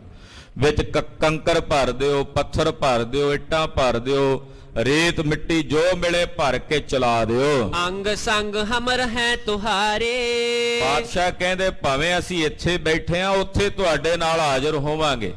ਹਰ ਇੱਕ ਸਿੱਖ ਇਹ ਜਾਣੇ ਕਿ ਗੁਰੂ ਹਰਗੋਬਿੰਦ ਸਾਹਿਬ ਜੀ ਉਹਨਾਂ ਦੇ ਨਾਲ ਖੜੇ ਹਨ। ਏਦਾਂ ਜੰਗ ਲੜਨਾ ਕਿ ਇਹ ਜਾਣਨਾ ਕਿ ਸਤਿਗੁਰੂ ਜੀ ਸਾਡੇ ਨਾਲ ਨੇ ਤੇ ਨਾਲੇ ਅਸੀਂ ਹਾਂ ਵੀ ਹਰ ਇੱਕ ਸਿੱਖ ਦੇ ਅੰਗ ਸੰਗ ਹੋ ਕੇ ਨਾਲ ਰਵਾਂਗੇ। ਲਰਹੋ ਤਹਾਂ ਬਹੁ ਧੀਰਜ ਧਾਰੇ, ਵੱਡਾ ਭਾਰੀ ਧੀਰਜ ਧਾਰਨ ਕਰਕੇ ਲੜਨਾ ਸੂਰਮਿਓ। ਤੁਹਾਡਾ ਸਭ ਤੋਂ ਵੱਡਾ ਹਥਿਆਰ ਹੈ ਤੁਹਾਡਾ ਧੀਰਜ। ਇਹ ਤਲਵਾਰਾਂ ਨਾਲ ਇਹਨਾਂ ਅਸਤਰਾਂ ਤੇ ਸ਼ਸਤਰਾਂ ਨਾਲ ਕੱਲਿਆਂ ਜੰਗ ਨਹੀਂ ਜਿੱਤਿਆ ਜਾਂਦਾ। ਸ਼ਸਤਰਾਂ ਦੇ ਨਾਲ ਨਾਲ ਜੋ ਇੱਕ ਸੂਰਮੇ ਨੂੰ ਚਾਹੀਦਾ ਹੈ ਉਹ ਹੈ ਧੀਰਜ। ਕਲਗੀਧਰ ਸਵਾਮੀ ਸਾਹਿਬੇ ਕਮਾਲ ਸ੍ਰੀ ਗੁਰੂ ਗੋਬਿੰਦ ਸਿੰਘ ਸਾਹਿਬ ਜੀ ਦੇ ਬਚਨ ਨੇ, ਧਨ ਜਿਉ ਤਿਹ ਕੋ ਜਗ ਮੈਂ ਮੁਖ ਤੇ ਹਰ ਚਿਤ ਮੈਂ ਜੁਧ ਵਿਚਾਰੈ, ਦੇਹ ਅਨਿਤ ਨ ਨਿਤ ਰਹਿ ਜਸ ਨਾਵ ਚੜਾ ਭਵ ਸਾਗਰ ਤਾਰੈ। ਧੀਰਜ ਧਾਮ ਬਨਾਏ ਇਹ ਤਨ ਬੁੱਧ ਸੰਦੀਪਕ ਜਿਉ ਉਜਿਆਰੈ, ਗਿਆਨਹਿ ਕੀ ਬੜਨੀ ਮਨੋ ਹਾਥ ਲੈ ਕਾ ਤੁਰਤਾ ਕੁਤਵਾਰ ਬੁਹਾਰੈ। ਧੀਰਜ ਧਾਮ ਬਣਾਏ ਇਹ ਤਨ, ਇਸ ਸਰੀਰ ਨੂੰ ਧੀਰਜ ਦਾ ਘਰ ਬਣਾ ਲਓ। ਧੀਰਜ ਨਹੀਂ ਛੱਡਣਾ, ਠਰਮਾ ਧੀਰਜ ਹਿਰਦੇ 'ਚ ਧਾਰਨ ਕਰਕੇ ਜੰਗ ਦੇ ਮੈਦਾਨ 'ਚ ਲੜਨਾ ਹੈ। ਸੁਨ ਬਿਸਮੇ ਸਿਖ ਤਾਏ ਪਹੁੰਚੇ, ਸਿੱਖ ਸੁਣ ਕੇ ਹੈਰਾਨ ਵੀ ਹੋਏ ਵੀ ਲੱਕੜ ਦਾ ਖੋਲ, ਫਿਰ ਉਹਦੇ ਵਿੱਚ ਕਹਿੰਦੇ ਇੱਟਾਂ ਪੱਥਰ ਕੰਕਰ ਇਹ ਭਰ ਕੇ ਚਲਾਓ, ਬਰੂਦ ਵਾਂਗੂ ਫਟ ਕੇ ਜਾਣਗੇ। ਹੈਰਾਨ ਤਾਂ ਹੋਏ, ਪਰ ਗੁਰੂ ਸਾਹਿਬ ਦੇ ਬਚਨਾਂ ਤੇ ਭਰੋਸਾ ਵੀ ਸੀ ਕਿ ਜੇ ਗੁਰੂ ਹਰਗੋਬਿੰਦ ਸਾਹਿਬ ਕਹਿੰਦੇ ਨੇ ਤੇ ਚੱਲਣਗੇ ਜ਼ਰੂਰ। ਸ਼ੰਕਾਵਾਦੀ ਨਹੀਂ ਸੀ। ਅੱਜ ਦਾ ਕੋਈ ਸਿੱਖ ਹੁੰਦਾ ਉਹਨੇ ਕਹਿਣਾ ਮਹਾਰਾਜ ਕਿਉਂ ਮਜ਼ਾਕ ਕਰਦੇ ਜੇ ਦੇਣਾ ਕੋਈ ਤੋਪ ਲਿਓ ਮਹਾਰਾਜ ਹਾਜ਼ਰ ਕਰੋ, ਕੋਈ ਬਰੂਦ ਆਦਿਕ ਦਿਓ ਅਸੀਂ ਉਹੀ ਚਲਾਈਏ। ਕਦੇ ਪੱਥਰ ਕੰਕਰ ਵੀ ਚੱਲੇ ਆ ਗੋਲਿਆਂ ਦੀ ਥਾਂ ਤੇ, ਪਰ ਉਹ ਸਤ ਬਚਨੀਏ ਸਿੱਖ ਸੀ। ਉਹਦਾ ਆਖਿਆ ਜੇ ਸਾਹਿਬ ਨੇ ਕਹਿ ਦਿੱਤਾ ਤੇ ਚੱਲਣਗੇ। ਅਸਚਰਜ ਤਾਂ ਹੋਏ ਨੇ ਮਨ 'ਚ, ਹੈਰਾਨ ਤਾਂ ਹੋਏ ਨੇ, ਪਰ ਭਰੋਸਾ ਸੀ ਕਿ ਜੇ ਗੁਰਦੇਵ ਕਹਿ ਰਹੇ ਨੇ ਤਾਂ ਹੋਵੇਗਾ ਜੀ। ਲੱਕਰੋ ਧਰਿਓ ਉਠਾਏ ਸੋ ਉੱਚੇ, ਇੱਕ ਵੱਡਾ ਲੱਕੜਾ ਉਹ ਚੁੱਕ ਕੇ ਸਿੱਖਾਂ ਨੇ ਉਸੇ ਕਿਲੇ ਦੀ ਕੰਧ ਦੇ ਉੱਤੇ ਰੱਖਿਆ। ਪੂਰ ਧੂਰ ਸੋ ਠੋਕਨ ਕਰੀ, ਕਹਿੰਦੇ ਉਹਦੇ ਵਿੱਚ ਪੱਥਰ ਕੰਕਰ ਮਿੱਟੀ ਰੇਤ ਜੋ ਜੋ ਉੱਥੋਂ ਮਿਲਿਆ ਉਹਨੂੰ ਚੰਗੀ ਤਰ੍ਹਾਂ ਭਰ ਕੇ ਅਗਲੇ ਪਾਸਿਓਂ ਗੱਜ ਨਾਲ ਠੋਕ ਦਿੱਤਾ। ਅਗਨੀ ਤਬੈ ਪਲੀਤਾ ਧਰੀ, ਫਿਰ ਅੱਗ ਲਿਆਂਦੀ ਤੇ ਪਲੀਤਾ ਤੁਖਾਇਆ। ਛੁੱਟੀ ਤੋਪ ਸਮ ਅਵਨ ਹਲਾਈ, ਕਹਿੰਦੇ ਜਦੋਂ ਪਲੀਤਾ ਤੁਖਾਇਆ ਨਾ ਪਿਛਲੇ ਪਾਸਿਓਂ, ਕਹਿੰਦੇ ਤੋਪ ਦਾ ਗੋਲਾ ਕੜਾਕ ਦੇ ਕੇ ਚੱਲਿਆ। ਇੰਨੀ ਜ਼ੋਰ ਦੇ ਕਹਿੰਦੇ ਧਮਕ ਪਈ ਕਿ ਧਰਤੀ ਹਿੱਲ ਗਈ, ਇੰਨੀ ਜ਼ੋਰ ਨਾਲ ਗੋਲਾ ਚੱਲਿਆ। ਮਨੋ ਗਾਜ ਮੰਡਪ ਕੜਕਾਈ, ਕਹਿੰਦੇ ਮਾਨੋ ਆਕਾਸ਼ ਵਿੱਚੋਂ ਬਿਜਲੀ ਗਰਜ ਕੇ ਦੁਸ਼ਮਣਾਂ ਦੇ ਦਲ ਤੇ ਪੈ ਗਈ ਹੋਵੇ। ਏਦਾਂ ਗੋਲਾ ਗਿਆ ਦੁਸ਼ਮਣ ਦੇ ਦਲ ਵੱਲ, ਨੇੜੇ ਆ ਗਏ ਸਨ, ਗੋਲਾ ਗਿਆ ਉਹਨਾਂ ਦੇ ਵਿੱਚ ਦੁਸ਼ਮਣ ਤਾਈਂ। ਏਦਾਂ ਕਹਿੰਦੇ ਜਾ ਕੇ ਦੁਸ਼ਮਣਾਂ ਦੇ ਅੰਗ ਤੋੜੇ, ਮਾਨੋ ਆਕਾਸ਼ ਵਿੱਚੋਂ ਜਿਵੇਂ ਗਾਜ ਪੈ ਗਈ ਹੋਵੇ, ਬਿਜਲੀ ਟੁੱਟ ਕੇ ਪੈ ਗਈ ਹੋਵੇ। ਹੁਤੇ ਲੋਹਗੜ ਮਹਿ ਪਟ ਜੇਤੇ, ਲੋਹਗੜ ਕਿਲੇ ਵਿੱਚ ਜਿੰਨੇ ਸਤਿਗੁਰਾਂ ਦੇ ਸੂਰਮੇ ਸਨ ਬਿਸਮਤ ਭਏ ਹਰਖ ਧਰ ਤੇਤੇ। ਹੈਰਾਨ ਵੀ ਹੋਏ ਵੀ ਤੋਪ ਦਾ ਗੋਲਾ ਚੱਲ ਪਿਆ, ਇਹਦੇ ਚੋਂ ਮਿੱਟੀ ਕੰਕਰ ਤੋਪ ਦੇ ਗੋਲਿਆਂ ਵਾਂਗੂ ਚੱਲ ਪਈ ਖੋਲ ਵਿੱਚੋਂ। ਵੇਖ ਵੇਖ ਕੇ ਸਿੱਖ ਹੈਰਾਨ ਵੀ ਹੋਏ ਤੇ ਖੁਸ਼ ਵੀ ਹੋਏ ਕਿ ਦੁਸ਼ਮਣ ਦਾ ਸਵਾਗਤ ਚੰਗੇ ਤਰੀਕੇ ਨਾਲ ਹੋਇਆ। ਦੁਸ਼ਮਣ ਆਇਆ ਔਰ ਉਹਨਾਂ ਦੀ ਆਓ ਭਗਤ ਕੋਈ ਚੰਗੇ ਵਧੀਆ ਤਰੀਕੇ ਨਾਲ ਹੋਈ ਗੋਲਿਆਂ ਨਾਲ। ਚੜੀ ਚੌਂਪ ਚਿਤ ਪਰ ਪਰ ਤਾਹੀ, ਕਹਿੰਦੇ ਚਾਅ ਚੜ ਗਿਆ ਜਦੋਂ ਇੱਕ ਗੋਲਾ ਦਗ ਗਿਆ ਨਾ, ਫਿਰ ਤਾਂ ਚਾਅ ਨਾਲ ਭਰ ਭਰ ਕੇ ਮਿੱਟੀ ਕੰਕਰ ਲਿਆ ਕੇ ਵਾਵਾ ਮੋਟੀਆਂ ਮੋਟੇ ਰੋੜੇ ਜਿਹੜੇ ਹੁੰਦੇ ਉਹ ਲਿਆ ਕੇ ਭਰ ਕੇ ਚਲਾਉਣ ਲੱਗੇ। ਛੋਰੇ ਗੋਰੇ ਹੋਏ ਗਿਰ ਜਾਹੀ, ਕਹਿੰਦੇ ਤੋੜਾ ਤੁਖਾਂਦੇ ਆ, ਪਿੱਛੋਂ ਪਲੀਤਾ ਤੁਖਾਂਦੇ ਆ, ਤੇ ਗੋਲਾ ਦਾਗ ਦੇ ਕੇ ਤੜਾਕ ਦੇ ਕੇ ਵਿੱਚੋਂ ਨਿਕਲਦਾ ਤੇ ਦੁਸ਼ਮਣਾਂ ਦੇ ਅੰਗ ਭੰਨ ਦਿੰਦਾ ਹੈ। ਸ਼ਾਹ ਹੁਸੈਨ ਬੜ ਕਪਟ ਅਰੰਭਾ, ਜਿਹੜੀ ਇਹ ਫੌਜ ਆਈ ਸੀ ਮੁਖਲਿਸ ਖਾਨ ਨਾਲ, ਇਹਨਾਂ ਨੇ ਕਪਟ ਕੀਤਾ ਸੀ। ਹਾਲਾਂਕਿ ਜੰਗ ਦਾ ਇਹ ਨੇਮ ਹੁੰਦਾ ਕਿ ਸੂਰਜ ਚੜ੍ਹਨ ਤੋਂ ਬਾਅਦ ਤੇ ਛੁਪਣ ਤੱਕ ਜੰਗ ਹੋਣ ਦੀ ਮਰਿਆਦਾ ਸੀ। ਸੂਰਜ ਛੁਪ ਜਾਏ ਤੇ ਸੂਰਜ ਚੜ੍ਹਨ ਤੋਂ ਪਹਿਲਾਂ ਰਾਤ ਦੇ ਹਨੇਰੇ 'ਚ ਜੰਗ ਨਹੀਂ ਸੀ ਹੁੰਦਾ। ਇਹ ਨਿਯਮ ਸੀ ਉਹਨਾਂ ਵੇਲਿਆਂ 'ਚ ਜੰਗ ਯੁੱਧ ਦਾ। ਪਰ ਇਹਨਾਂ ਨੇ ਕਪਟ ਕੀਤਾ ਸੀ, ਇਹਨਾਂ ਨੇ ਛਲ ਕੀਤਾ ਸੀ ਕਿਮ ਸੁਧ ਹੋਈ ਮਾਨ ਅਚੰਭਾ, ਕਿ ਅਸੀਂ ਤੇ ਰਾਤ ਨੂੰ ਸੁੱਤੇ ਪਿਆਂ ਨੂੰ ਘਰ ਦੱਬ ਲਾਂਗੇ, ਸੁੱਤੇ ਪਿਆਂ ਨੂੰ ਫੜ ਲਵਾਂਗੇ ਤੇ ਜੰਗ ਹੀ ਨਹੀਂ ਲੜਨਾ ਪਵੇਗਾ। ਪਰ ਹੈਰਾਨ ਹੋ ਗਏ ਵੀ ਇਹਨਾਂ ਕੋਲ ਖਬਰ ਕਿਵੇਂ ਪਹੁੰਚ ਗਈ। ਮੁਖਲਿਸ ਖਾਨ ਹੈਰਾਨ ਹੋਈ ਜਾਵੇ, ਸਿਪਾਹੀ ਹੈਰਾਨ ਹੋਈ ਜਾਣ ਵੀ ਇਹਨਾਂ ਤੱਕ ਖਬਰ ਕਿਵੇਂ ਪਹੁੰਚ ਗਈ। ਨਾਹੇ ਤਾਂ ਸੁਪਤ ਪਰੇ ਗਹਿਲੇ ਹੈ, ਇਹ ਕਹਿੰਦੇ ਜੇ ਇਹਨਾਂ ਨੂੰ ਖਬਰ ਨਾ ਹੁੰਦੀ ਤੇ ਅਸੀਂ ਇਹਨਾਂ ਨੂੰ ਸੁੱਤੇ ਪਿਆਂ ਨੂੰ ਫੜ ਲੈਣਾ ਸੀ। ਬਿਨਾ ਜੰਗ ਤੇ ਕਾਜ ਬਨੈ ਹੈ, ਜੰਗ ਲੜੇ ਤੋਂ ਬਿਨਾਂ ਸਾਡਾ ਕੰਮ ਬਣ ਜਾਣਾ ਸੀ। ਗੁਰੂ ਜੀ ਨੂੰ ਅਸੀਂ ਗ੍ਰਿਫਤਾਰ ਕਰਕੇ ਬਾਜ ਸਮੇਤ ਲੈ ਜਾਣਾ ਸੀ। ਭੋਰ ਹੋਤ ਗੁਰਬਾਜ ਸਮੇਤ, ਕਹਿੰਦੇ ਰਾਤੋਂ ਰਾਤ ਅਸੀਂ ਹਮਲਾ ਕਰਕੇ ਘਰਾਂ 'ਚ ਹੀ ਦੱਬ ਲੈਣਾ ਸੀ ਸਾਰਿਆਂ ਨੂੰ, ਔਰ ਸਵੇਰੇ ਦਿਨ ਚੜ੍ਹਦਿਆਂ ਗੁਰੂ ਤੇ ਬਾਜ ਨੂੰ ਲੈ ਲੈਣਾ ਸੀ। ਗਹਿਲੇ ਚਾਲਤ ਆਨੰਦ ਸਮੇਤ, ਔਰ ਇਹਨਾਂ ਨੂੰ ਗ੍ਰਿਫਤਾਰ ਕਰਕੇ ਬਾਦਸ਼ਾਹ ਕੋਲ ਪਹੁੰਚਣਾ ਸੀ। ਸੋ ਨਹਿ ਦਗਾ ਭਇਓ ਸੁਧ ਪਾਈ, ਕਹਿੰਦੇ ਸਾਡਾ ਉਹ ਦਗਾ ਚੱਲਿਆ ਨਹੀਂ, ਸਾਡਾ ਉਹ ਛਲ, ਸਾਡਾ ਉਹ ਕਪਟ ਚੱਲਿਆ ਨਹੀਂ। ਗੁਰੂ ਜੀ ਨੂੰ ਸਾਡੇ ਆਉਣ ਤੋਂ ਪਹਿਲਾਂ ਖਬਰ ਹੋ ਗਈ। ਸਾਡੇ ਆਉਣ ਦੀ ਖਬਰ ਕਿਸੇ ਜਸੂਸ ਨੇ, ਕਿਸੇ ਭੇਤੀ ਨੇ ਆ ਕੇ ਇਹਨਾਂ ਨੂੰ ਖਬਰ ਦੇ ਦਿੱਤੀ ਹੈ। ਜਿਨੋ ਅਗਾਰੀ ਤੋਪ ਚਲਾਈ, ਜਿਨ੍ਹਾਂ ਨੇ ਸਾਡੇ ਸਾਹਮਣੇ ਪਹਿਲਾਂ ਹੀ ਆ ਕੇ ਤੋਪਾਂ ਦਾਗ ਦਿੱਤੀਆਂ ਨੇ ਢਾਹ ਕੇ, ਉਹ ਤਾਂ ਤਿਆਰੀ ਕਰੀ ਬੈਠੇ ਹੋਣੇ ਨੇ। ਉਹਨਾਂ ਨੇ ਤਾਂ ਪੂਰੀ ਲੜਨ ਦੀ ਤਿਆਰੀ ਕੀਤੀ ਹੋਣੀ ਹੈ। ਅਬ ਧੌਂਸਨ ਪਰ ਚੋਬ ਹਨੀਜੈ, ਕਹਿੰਦੇ ਹੁਣ ਛੁਪ ਕੇ ਜਾਣ ਦੀ ਲੋੜ ਨਹੀਂ, ਹੁਣ ਤਾਂ ਉਹਨਾਂ ਨੂੰ ਲੱਗ ਗਿਆ ਪਤਾ। ਲਗਾਓ ਨਗਾਰੇ ਤੇ ਚੋਬਾਂ, ਨਗਾਰਿਆਂ ਤੇ ਦੋਹਰੀਆਂ ਚੋਬਾਂ ਲਾ ਕੇ ਫੌਜਾਂ 'ਚ ਉਤਸ਼ਾਹ ਭਰ ਦਿਓ। ਪਰ ਹੈ ਜੰਗ ਗਾਡੋ ਸੁਧ ਦੀਜੈ, ਦੇ ਦਿਓ ਖਬਰ ਸਾਰੀ ਫੌਜ ਨੂੰ ਵੀ ਜੰਗ ਹੋਣਾ ਹੈ, ਕਿਉਂਕਿ ਪਹਿਲਾਂ ਤਾਂ ਇਹਨਾਂ ਸੋਚਿਆ ਸੀ ਵੀ ਸਾਨੂੰ ਜੰਗ ਲੜਨਾ ਨਹੀਂ ਪੈਣਾ। ਕਹਿੰਦੇ ਖਬਰ ਦੇ ਦਿਓ ਸਭ ਨੂੰ ਕਿ ਹੁਣ ਚੰਗਾ ਗਾੜਾ ਜੰਗ ਹੋਵੇਗਾ।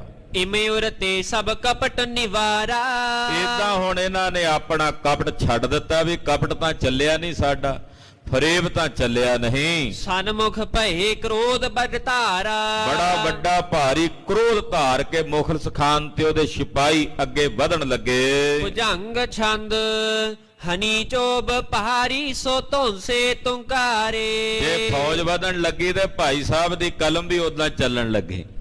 ਜੇ ਦੁਸ਼ਮਣ ਦਾ ਹੱਲਾ ਹੋਣ ਲੱਗਾ ਤੇ ਕਵਿਤਾ ਦਾ ਵੀ ਹੱਲਾ ਹੋਣ ਲੱਗਾ। ਹੁਣ ਭੁਜੰਗ ਛੰਦ ਰਚਦੇ, ਕਹਿੰਦੇ ਹਨੀ ਚੋਬ ਭਾਰੀ ਸੋ ਧੌਂਸੇ ਤੁੰਕਾਰੇ। ਕਹਿੰਦੇ ਨਗਾਰਿਆਂ ਤੇ ਚੋਬਾਂ ਹਨੀਆਂ, ਨਗਾਰਿਆਂ ਦੀ ਆਵਾਜ਼ ਦੇ ਨਾਲ ਆਕਾਸ਼ ਗੂੰਜਿਆ।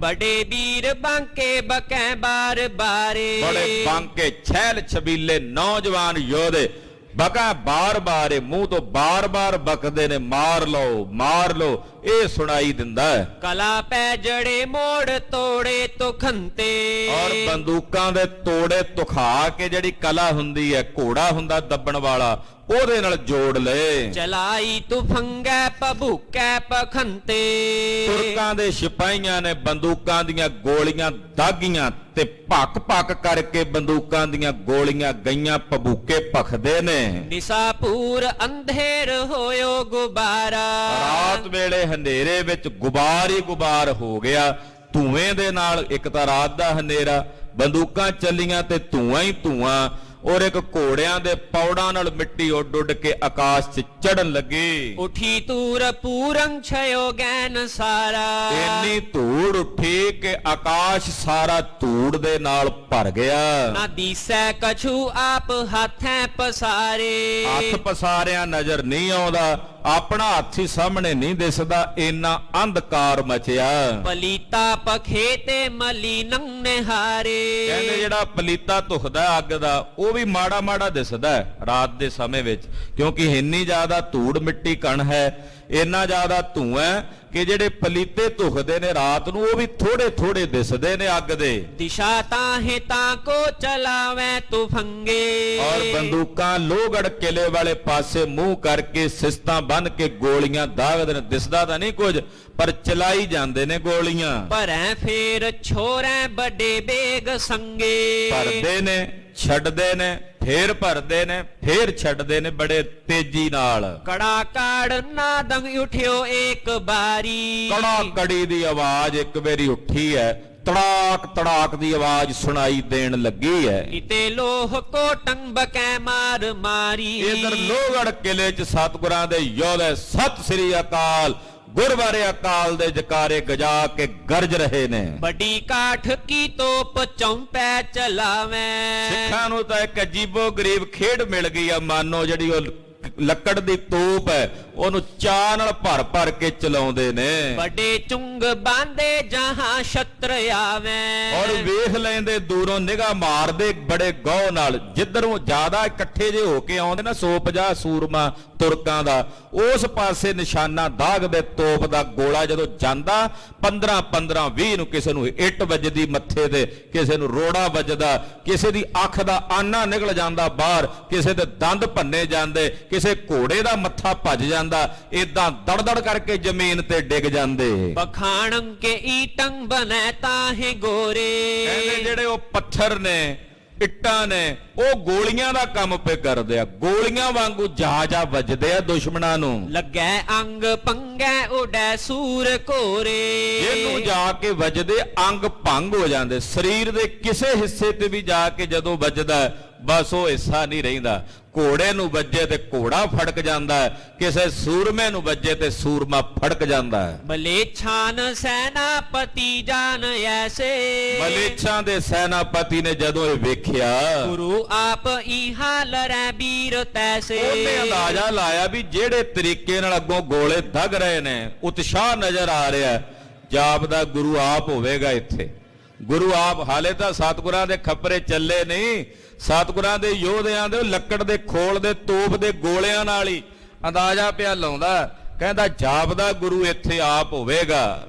ਕਰੋ ਕਿਉਂ ਨਾ ਹੱਲਾ ਗਹੋ ਬੇਗ ਜਾਈ। ਨਾਲ ਦੇ ਸੂਰਮਿਆਂ ਨੂੰ ਵੰਗਾਰ ਕੇ ਕਹਿੰਦਾ ਕਿਉਂ ਨਹੀਂ ਹੱਲਾ ਕਰਦੇ, ਚਲੋ ਛੇਤੀ ਨਾਲ ਹੱਲਾ ਕਰਕੇ ਸਾਹਮਣੇ ਪਹੁੰਚ ਕੇ ਗੁਰੂ ਨੂੰ ਪਕੜ ਲਓ। ਜਮੂ ਸੰਗ ਥੋਰੀ ਲਰੈ ਕੋ ਨ ਆਈ। ਥੋੜੀ ਜੀ ਫੌਜ ਆ, ਗੁਰੂ ਜੀ ਨਾਲ ਮੁੱਠੀ ਭਰ, ਸਾਡੇ ਸਾਹਮਣੇ ਕੀ ਨੇ, ਆਟੇ 'ਚ ਲੂਣ ਦੇ ਤੁੱਲ ਵੀ ਨਹੀਂ ਹੋਣਗੇ।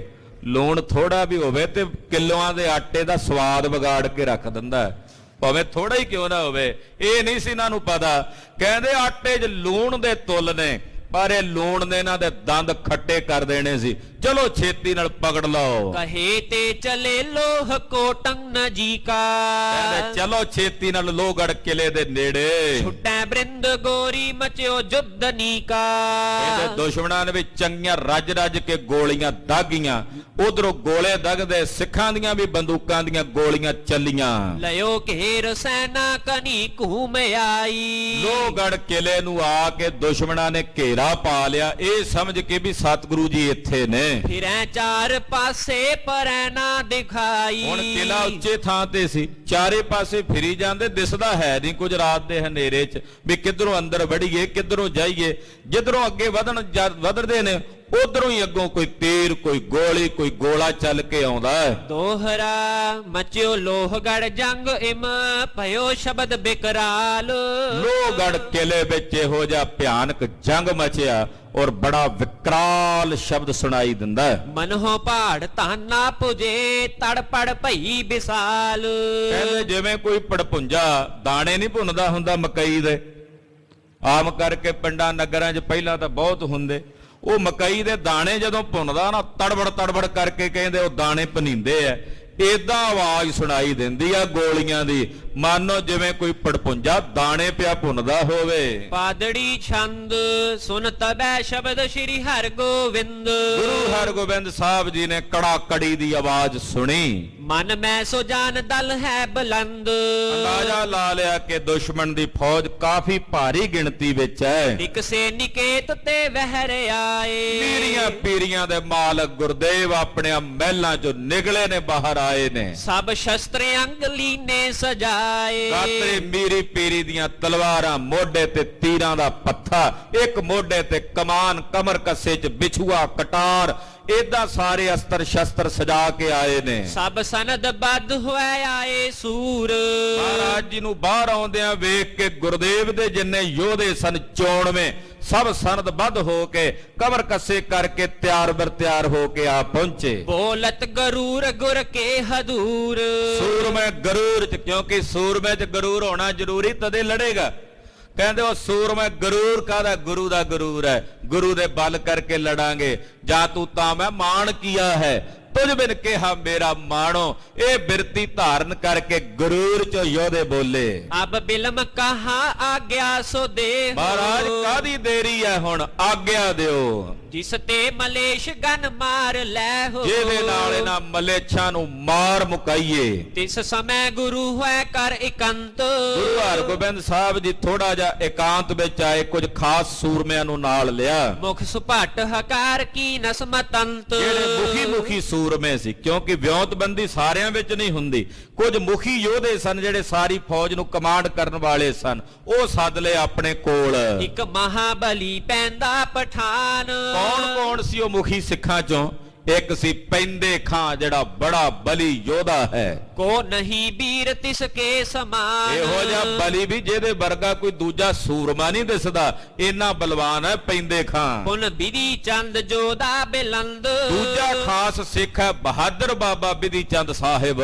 ਲਖ ਦਾਵ ਕਾਵ ਔਰ ਨਾਮ ਨਿੰਦ। ਬਾਬੇ ਬਿਧੀ ਚੰਦ ਵਰਗੇ ਦਾਵ ਕਾਵ ਨਹੀਂ ਕੋਈ ਜਾਣਦਾ, ਜੁਗਤੀ ਮੁਕਤੀ ਨਹੀਂ ਕੋਈ ਜਾਣਦਾ। ਬਿਧੀ ਚੰਦ ਵਿਧੀਆਂ ਰਚਣਾ ਜਾਣਦਾ ਹੈ। ਬਹੁਤ ਚਤੁਰ ਸ਼ਤਰ ਹਿਤ ਰਚਿ ਉਪਾਏ। ਦੁਸ਼ਮਣਾਂ ਲਈ ਕਿਵੇਂ ਉਪਾਅ ਰਚਣਾ, ਕਿਵੇਂ ਉਹਦੇ ਤੇ ਹਮਲਾ ਕਰਨਾ, ਕਿਵੇਂ ਪਿੱਛੇ ਹਟਣਾ, ਕਿਵੇਂ ਵਧਣਾ, ਇਹ ਸਾਰੀ ਵਿਉਂਤਬੰਦੀ ਬਾਬਾ ਬਿਧੀ ਚੰਦ ਸਾਹਿਬ ਜਾਣਦੇ ਨੇ। ਛਲ ਲੇਤ ਛਿਲਕ ਮੈਂ ਕਰਹਿ ਦਾਏ। ਵੱਡੇ ਵੱਡੇ ਸੂਰਮਿਆਂ ਨੂੰ ਦਾ ਰਚ ਕੇ ਮਿੰਟਾਂ 'ਚ ਛਲ ਲੈਂਦੇ ਆ ਬਾਬਾ ਬਿਧੀ ਚੰਦ ਸਾਹਿਬ। ਮੋਹਨ ਗੋਪਾਲ ਨਵਲੂ ਨਿਹਾਲ।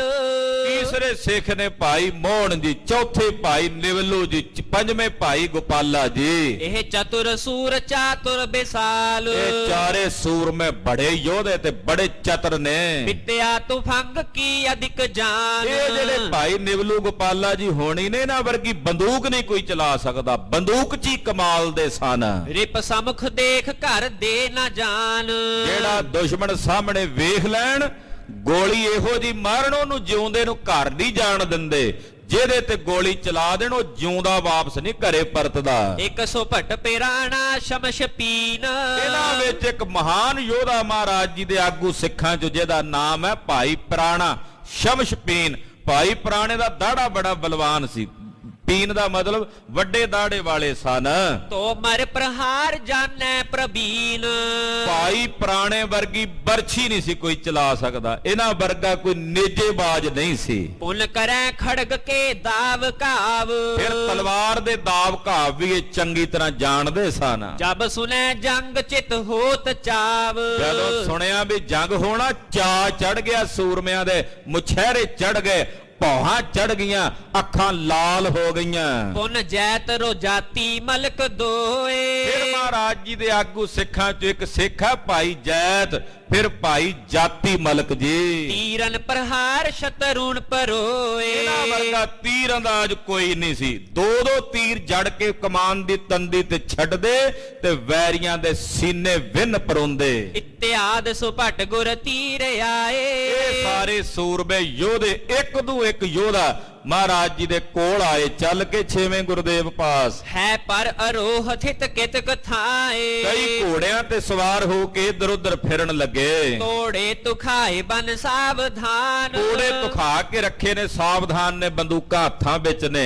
ਵਿੱਚ ਤੁਪਕ ਬਰੂਦ ਗੁਲਕਾ ਠੁਕਾਨ, ਔਰ ਬੰਦੂਕਾਂ 'ਚ ਗੋਲੀਆਂ ਪਾ ਕੇ ਚੰਗੀ ਤਰ੍ਹਾਂ ਠੋਕ ਲਈਆਂ ਨੇ। ਪਟ ਕਿਤਕ ਦੁਗੁਲਕਾਂ ਵਿੱਚ ਪਾਏ, ਕਈ ਸੂਰਮਿਆਂ ਨੇ ਦੋ ਦੋ ਗੋਲੀਆਂ ਬੰਦੂਕਾਂ 'ਚ ਪਾ ਕੇ ਤਿਆਰ ਕੀਤੀਆਂ ਨੇ, ਕਰ ਰਾਖ ਤਿਆਰ ਹੱਥ ਨਹੀਂ ਉਠਾਏ, ਔਰ ਤਿਆਰ ਕਰਕੇ ਆਪਣੇ ਹੱਥਾਂ 'ਚ ਉਠਾ ਕੇ ਰੱਖੀਆਂ ਨੇ। ਚੌਪਈ ਨਿਜ ਸੈਨਾਪਤ ਸਤਗੁਰ ਹੇਰੇ, ਮਹਾਰਾਜ ਜੀ ਨੇ ਆਪਣੇ ਸੈਨਾਪਤੀਆਂ ਵੱਲ ਵੇਖਿਆ, ਜਿਹਦੇ 'ਚ ਪੈਂਦੇ ਖਾਂ, ਜਾਤੀ ਮਲਕ, ਬਾਬਾ ਬਿਧੀ ਚੰਦ ਸਾਹਿਬ, ਭਾਈ ਪ੍ਰਾਣਾ ਜੀ, ਇਹ ਸਭ ਮਹਾਰਾਜ ਜੀ ਦੇ ਸੈਨਾਪਤੀ ਸਨ। ਸਾਦਰ ਕਰੇ ਬਿਠਾਵਨ ਨੇਰੇ, ਗੁਰਦੇਵ ਨੇ ਸਭ ਨੂੰ ਸਨਮਾਨ ਦਿੱਤਾ। ਉਹ ਗੁਰੂ ਕੇ ਯੋਧਿਓ, ਆ ਗਈ ਉਹ ਘੜੀ ਜਿਸ ਨੂੰ ਤੁਸੀਂ ਚਿਰਾਂ ਤੋਂ ਉਡੀਕਦੇ ਸੀ। ਤੁਹਾਡੇ ਵਾਸਤੇ, ਤੁਹਾਡੇ ਸਾਹਮਣੇ ਦੋਹਾਂ ਜਹਾਨਾਂ ਦੇ ਸੁੱਖ ਦੇ, ਲੋਕ ਦਾ ਵੀ ਤੇ ਪਰਲੋਕ ਦਾ ਵੀ, ਲੜ ਕੇ ਜਿੱਤ ਪ੍ਰਾਪਤ ਕਰੋਗੇ ਤਾਂ ਇਸ ਲੋਕ ਦਾ ਸੁੱਖ ਹੈ, ਤੇ ਜੇ ਸ਼ਹਾਦਤ ਪ੍ਰਾਪਤ ਕਰੋਗੇ ਤੇ ਪਰਲੋਕ ਦਾ ਸੁੱਖ ਹੈ। ਇਹ ਚੋਣ ਤੁਸੀਂ ਜੰਗ ਦੇ ਮੈਦਾਨ ਵਿੱਚ ਚੁਣਨੀ ਹੈ। ਸਭ ਸੋ ਕਹਿਓ ਕਰੈ ਮਤ ਕੌਣ, ਮਹਾਰਾਜ ਜੀ ਸਭ ਨਾਲ ਵਿਚਾਰ ਕਰਦੇ, ਦੱਸੋ ਭਾਈ ਆਪੋ ਆਪਣਾ ਮਤ, ਕਿਹਦੇ ਦਿਮਾਗ 'ਚ ਕੀ ਚੱਲਦਾ ਹੈ। ਲਰਨ ਭਲੋ ਨਹਿ ਅੰਤਰ ਪਾਉਣ, ਵਿਚਾਰ ਇਹ ਚੱਲੀ। ਮਹਾਰਾਜ ਜੀ ਕਹਿੰਦੇ ਸਾਡੀ ਵਿਚਾਰ ਹੈ ਘਰ ਦੇ ਅੰਦਰ ਲੜਨਾ ਠੀਕ ਨਹੀਂ, ਘਰ 'ਚ ਲੜਾਂਗੇ ਨੁਕਸਾਨ ਵੱਧ ਹੋਵੇਗਾ। ਪੁਰ ਕੋ ਤਿਆਗ ਚੱਲੇ ਅਬ ਬਾਹਰ, ਲੜਾਈ ਕਰਨੀ ਆ ਤੇ ਸ੍ਰੀ ਅੰਮ੍ਰਿਤਸਰ ਸ਼ਹਿਰ ਤੋਂ ਬਾਹਰ ਜਾ ਕੇ ਰਣ ਭੂਮੀ 'ਚ ਲੜੀਏ। ਫਿਰੈ ਹੇਰ ਮੈਦਾਨ ਸੋ ਠਾਹਰ, ਕੋਈ ਮੈਦਾਨ ਵੇਖ ਕੇ ਉੱਥੇ ਰੁਕ ਕੇ ਜੰਗ ਲੜੀਏ। ਰਾਤ ਅੰਧੇਰੀ ਸੁਝਤ ਨਾਹੀ, ਰਾਤ ਹਨੇਰੀ ਹੈ, ਸੁਝਦਾ ਨਹੀਂ ਪਿਆ, ਕੁਝ ਨਜ਼ਰ ਨਹੀਂ ਪਿਆ ਆਉਂਦਾ। ਆਨ ਪਰਵੇਸ਼ੈ ਰਿਪ ਘਰ ਮਾਹੀ, ਦੁਸ਼ਮਣ ਨੇ ਰਾਤ ਦੇ ਹਨੇਰੇ 'ਚ ਅੰਦਰ ਘਰ 'ਚ ਆ ਕੇ ਪ੍ਰਵੇਸ਼ ਕਰ ਜਾਣਾ ਹੈ। ਆਪਣੋ ਪਰ ਕਾ ਲਖਿਓ ਨਾ ਜਾਈ, ਜਦੋਂ ਘਰ ਆ ਗਏ ਤੇ ਹਨੇਰੇ 'ਚ ਆਪਣੇ ਬਗਾਨੇ ਦੀ ਪਛਾਣ ਨਹੀਂ ਹੋਣੀ। ਆਪਸ ਵਿਖੈ ਘਾਵ ਤਨ ਘਾਈ, ਫਿਰ ਆਪਸ ਵਿੱਚ ਵੀ ਲੜਿਆ ਜਾ ਸਕਦਾ, ਆਪਸ ਵਿੱਚ ਇੱਕ ਦੂਜੇ ਨੂੰ ਜ਼ਖਮੀ ਕਰਾਂਗੇ। ਦੂਰ ਦੂਰ ਜੋਧਾ ਘਿਰ ਤੇ ਜਾਏ, ਯੋਧੇ ਚਾਰੇ ਪਾਸਿਓਂ ਘਿਰ ਜਾਣਗੇ। ਤਬ ਲਰਬੇ ਕੋ ਹੋਵੈ ਨਾ ਉਪਾਏ, ਫਿਰ ਆਪਣੇ ਕੋਲੋਂ ਲੜਨ ਦਾ ਕੋਈ ਉਪਾਅ ਨਹੀਂ ਹੋਣਾ, ਕੋਈ ਜੁਗਤੀ ਨਹੀਂ ਚੱਲਣੀ। ਪੁਰ ਮੈਂ ਲੜਨ ਦੋਸ਼ ਸਮੁਦਾਈ, ਨਗਰ ਦੇ ਵਿੱਚ ਲੜਨ ਦੇ ਬਹੁਤ ਦੋਸ਼ ਨੇ। ਮਹਾਰਾਜ ਜੀ ਕਹਿੰਦੇ ਲੜਾਈ ਕਰਾਂਗੇ ਨਗਰ ਤੋਂ ਬਾਹਰ ਜਾ ਕੇ, ਰਣ ਭੂਮੀ ਵਿੱਚ। ਨਗਰ 'ਚ ਲੜਾਂਗੇ, ਇੱਥੇ ਬੱਚੇ ਵੀ ਨੇ, ਬਜ਼ੁਰਗ ਵੀ ਨੇ, ਔਰਤਾਂ ਵੀ ਨੇ ਨਗਰ 'ਚ। ਇੱਥੇ ਲੜਾਈ ਕਰਾਂਗੇ ਯੋਗ ਨਹੀਂ, ਵੱਧ ਨੁਕਸਾਨ ਹੋਵੇਗਾ, ਘਰ 'ਚ ਘਿਰ ਜਾਵਾਂਗੇ। ਹਮਰੋ ਮਤ ਹੋਇ ਵਹਿਰ ਲੜਾਈ, ਸਾਡਾ ਮਤ ਇਹ ਹੈ ਕਿ ਨਗਰ ਤੋਂ ਬਾਹਰ ਚੱਲ ਕੇ ਲੜਿਆ ਜਾਵੇ। ਚੜੇ ਹੈਨ ਪਰ ਰਿਪਗਨ ਮਾਰੈ, ਔਰ ਘੋੜਿਆਂ ਤੇ ਚੜਿਆ ਹੋਇਆ ਰਣ ਭੂਮੀ 'ਚ ਰੜੇ ਮੈਦਾਨ ਵਿੱਚ ਦੁਸ਼ਮਣ ਨੂੰ ਮਾਰੀਏ। ਕਰਹਿ ਜੰਗ ਅਰ ਰਹਿ ਕਿਨਾਰੈ, ਔਰ ਜੰਗ ਵੀ ਕਰਾਂਗੇ ਨਾਲੇ ਕਿਨਾਰੇ ਹੋ ਕੇ ਰਵਾਂਗੇ। ਨਗਰ ਵਿੱਚ ਤਾਂ ਘਿਰ ਜਾਵਾਂਗੇ, ਅੰਦਰ ਚਾਰੇ ਪਾਸਿਓਂ ਘੇਰ ਲੈਣਗੇ। ਰਣ ਭੂਮੀ ਦੇ ਵਿੱਚ ਘਿਰੇ ਨਹੀਂ ਜਾਵਾਂਗੇ, ਇੱਕ ਪਾਸੇ ਆਪਣੇ ਕੋਲ ਰਹੇਗਾ। ਪੈਂਦੇ ਖਾਨ ਪਨੀ ਇਹ ਆਛੇ, ਪੈਂਦੇ ਖਾਂ ਕੋਲੋਂ ਬੋਲਿਆ ਮਹਾਰਾਜ, ਵਾਹ, ਬਹੁਤ ਦਰੁਸਤ ਫਰਮਾਇਆ। ਆਪ ਜੋ ਕਹਿ ਰਹੇ ਹੋ ਬਿਲਕੁਲ ਸਹੀ ਹੈ। ਜੋ ਮਸਲਤ ਰਾਵਰ ਚਿਤ ਬਾਂਛੇ, ਜੋ ਮਸਲਤ ਆਪ ਜੀ ਦੇ ਚਿੱਤ ਵਿੱਚ ਆਈ, ਜੋ ਸਲਾਹ ਆਪ ਜੀ ਦੇ ਮਨ ਨੂੰ ਭਾਉਂਦੀ ਹੈ, ਤਉ ਵਿਚਾਰੋ ਨਿਜ ਪਰਿਵਾਰ। ਪਰ ਮਹਾਰਾਜ ਇੱਕ ਵਿਚਾਰ ਹੋਰ ਹੈ ਕਿ ਆਪ ਜੀ ਦਾ ਪਰਿਵਾਰ ਹੈ ਮਹਿਲਾਂ 'ਚ, ਦੁਸ਼ਮਣ ਨੇ ਸਿੱਧਾ ਤੁਹਾਡੇ ਘਰ ਤੇ ਹਮਲਾ ਕਰਨਾ ਪਹਿਲਾਂ, ਤੇ ਘਰ ਦੇ ਵਿੱਚ ਆਪ ਜੀ ਦਾ ਪਰਿਵਾਰ ਹੈ, ਗੁਰੂ ਪਾਤਸ਼ਾਹ ਜੀ ਮਹਿਲ ਨੇ, ਮਾਤਾ ਜੀ ਹੋਣੀ ਨੇ, ਬੱਚੇ ਨੇ। ਇਸ ਕੀ ਰੱਛਿਆ ਬਨ ਹੈ ਉਦਾਰ, ਪਹਿਲਾਂ ਪਰਿਵਾਰ ਦੀ ਰੱਖਿਆ ਕਰਨੀ ਜ਼ਰੂਰੀ ਬਣਦੀ, ਕਿਉਂਕਿ ਦੁਸ਼ਮਣ ਨੇ ਪਹਿਲਾਂ ਘਰ ਤੇ ਹਮਲਾ ਕਰਨਾ। ਮਾਤਾਵਾਂ ਤੇ ਘਰ ਦੇ ਵਿੱਚ ਬੀਬੀਆਂ ਨੇ, ਔਰਤਾਂ ਨੇ, ਗੋਲੀਆਂ ਦਾਸੀਆਂ ਨੇ, ਉਹਨਾਂ ਨੂੰ ਕਿਸੇ ਤਰੀਕੇ ਪਹਿਲਾਂ ਘਰੋਂ ਬਾਹਰ ਕੱਢਿਆ ਜਾਵੇ। ਇਨਹਿ ਨਿਕਾਸੋ ਕਰਹੁ ਅਗਾਰੀ, ਮਹਾਰਾਜ ਮਾਤਾ ਜੀ ਹੋਣਾ ਨੂੰ, ਪਰਿਵਾਰ ਸਾਰੇ ਨੂੰ ਮਹਿਲਾਂ ਵਿੱਚੋਂ ਪਹਿਲਾਂ ਕਿਤੇ ਬਾਹਰ ਕੱਢ ਕੇ ਕਿਤੇ ਟਿਕਾਣੇ ਤੇ ਦੂਰ ਭੇਜ ਦਈਏ। ਸਭ ਜੋਧਾ ਗਨ ਰਹਿ ਪਿਸ਼ਾਰੀ, ਤੇ ਜਿੰਨੇ ਸੂਰਮੇ ਨੇ, ਯੋਧੇ ਨੇ, ਇੱਥੇ ਹਾਜ਼ਰ ਰਹਿਣ, ਤੇ ਪਰਿਵਾਰ ਆਪ ਜੀ ਦਾ ਇੱਥੋਂ ਕਿਸੇ ਤਰੀਕੇ ਮਹਾਰਾਜ ਕੱਢ ਕੇ ਇੱਥੋਂ ਬਾਹਰ ਭੇਜਿਆ ਜਾਵੇ। ਸਦਨ ਸਮਾਜ ਨਾ ਲਾਲਚ ਕਰੋ, ਘਰ ਦੇ ਸਮਾਨ ਦੀ ਤਾਂ ਹੁਣ ਸਾਂਭਣ ਦਾ ਲਾਲਚ ਨਹੀਂ ਕਰਨਾ। ਮਾਤਾਵਾਂ ਨੂੰ ਕਹਿ ਦਈਏ ਵੀ ਕਿਤੇ ਉਹ ਭਾਂਡਾ ਟਿੰਡਾ ਸਾਂਭਣ ਲੱਗ ਪੈਣ, ਵੀ ਜਾਂਦਿਆਂ ਮਾਈਆਂ ਦੀ ਆਦਤ ਹੁੰਦੀ ਆ ਮਹਾਰਾਜ,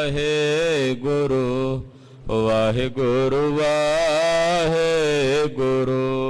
ਵਾਹਿਗੁਰੂ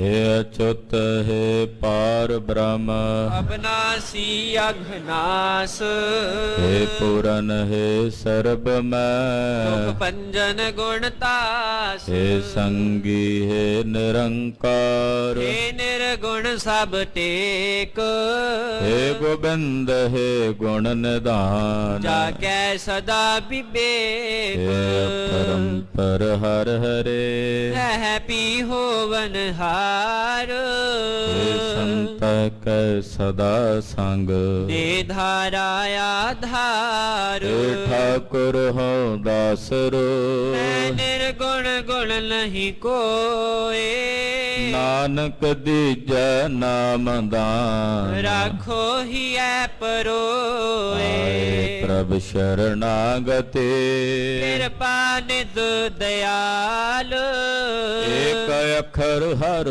मन वस्त नानक हो तनिहार वाहिगुरु नाम जहाज है चढ़े सो उतरे पार जो शरदा कर से बंदे गुर पार उतारन हार वाहिगुरु नाम जहाज है चढ़े सो उतरे पार जो शरदा कर से बंदे गुर पार उतारन हार वाहिगुरु जी का खालसा वाहिगुरु जी की फतेह।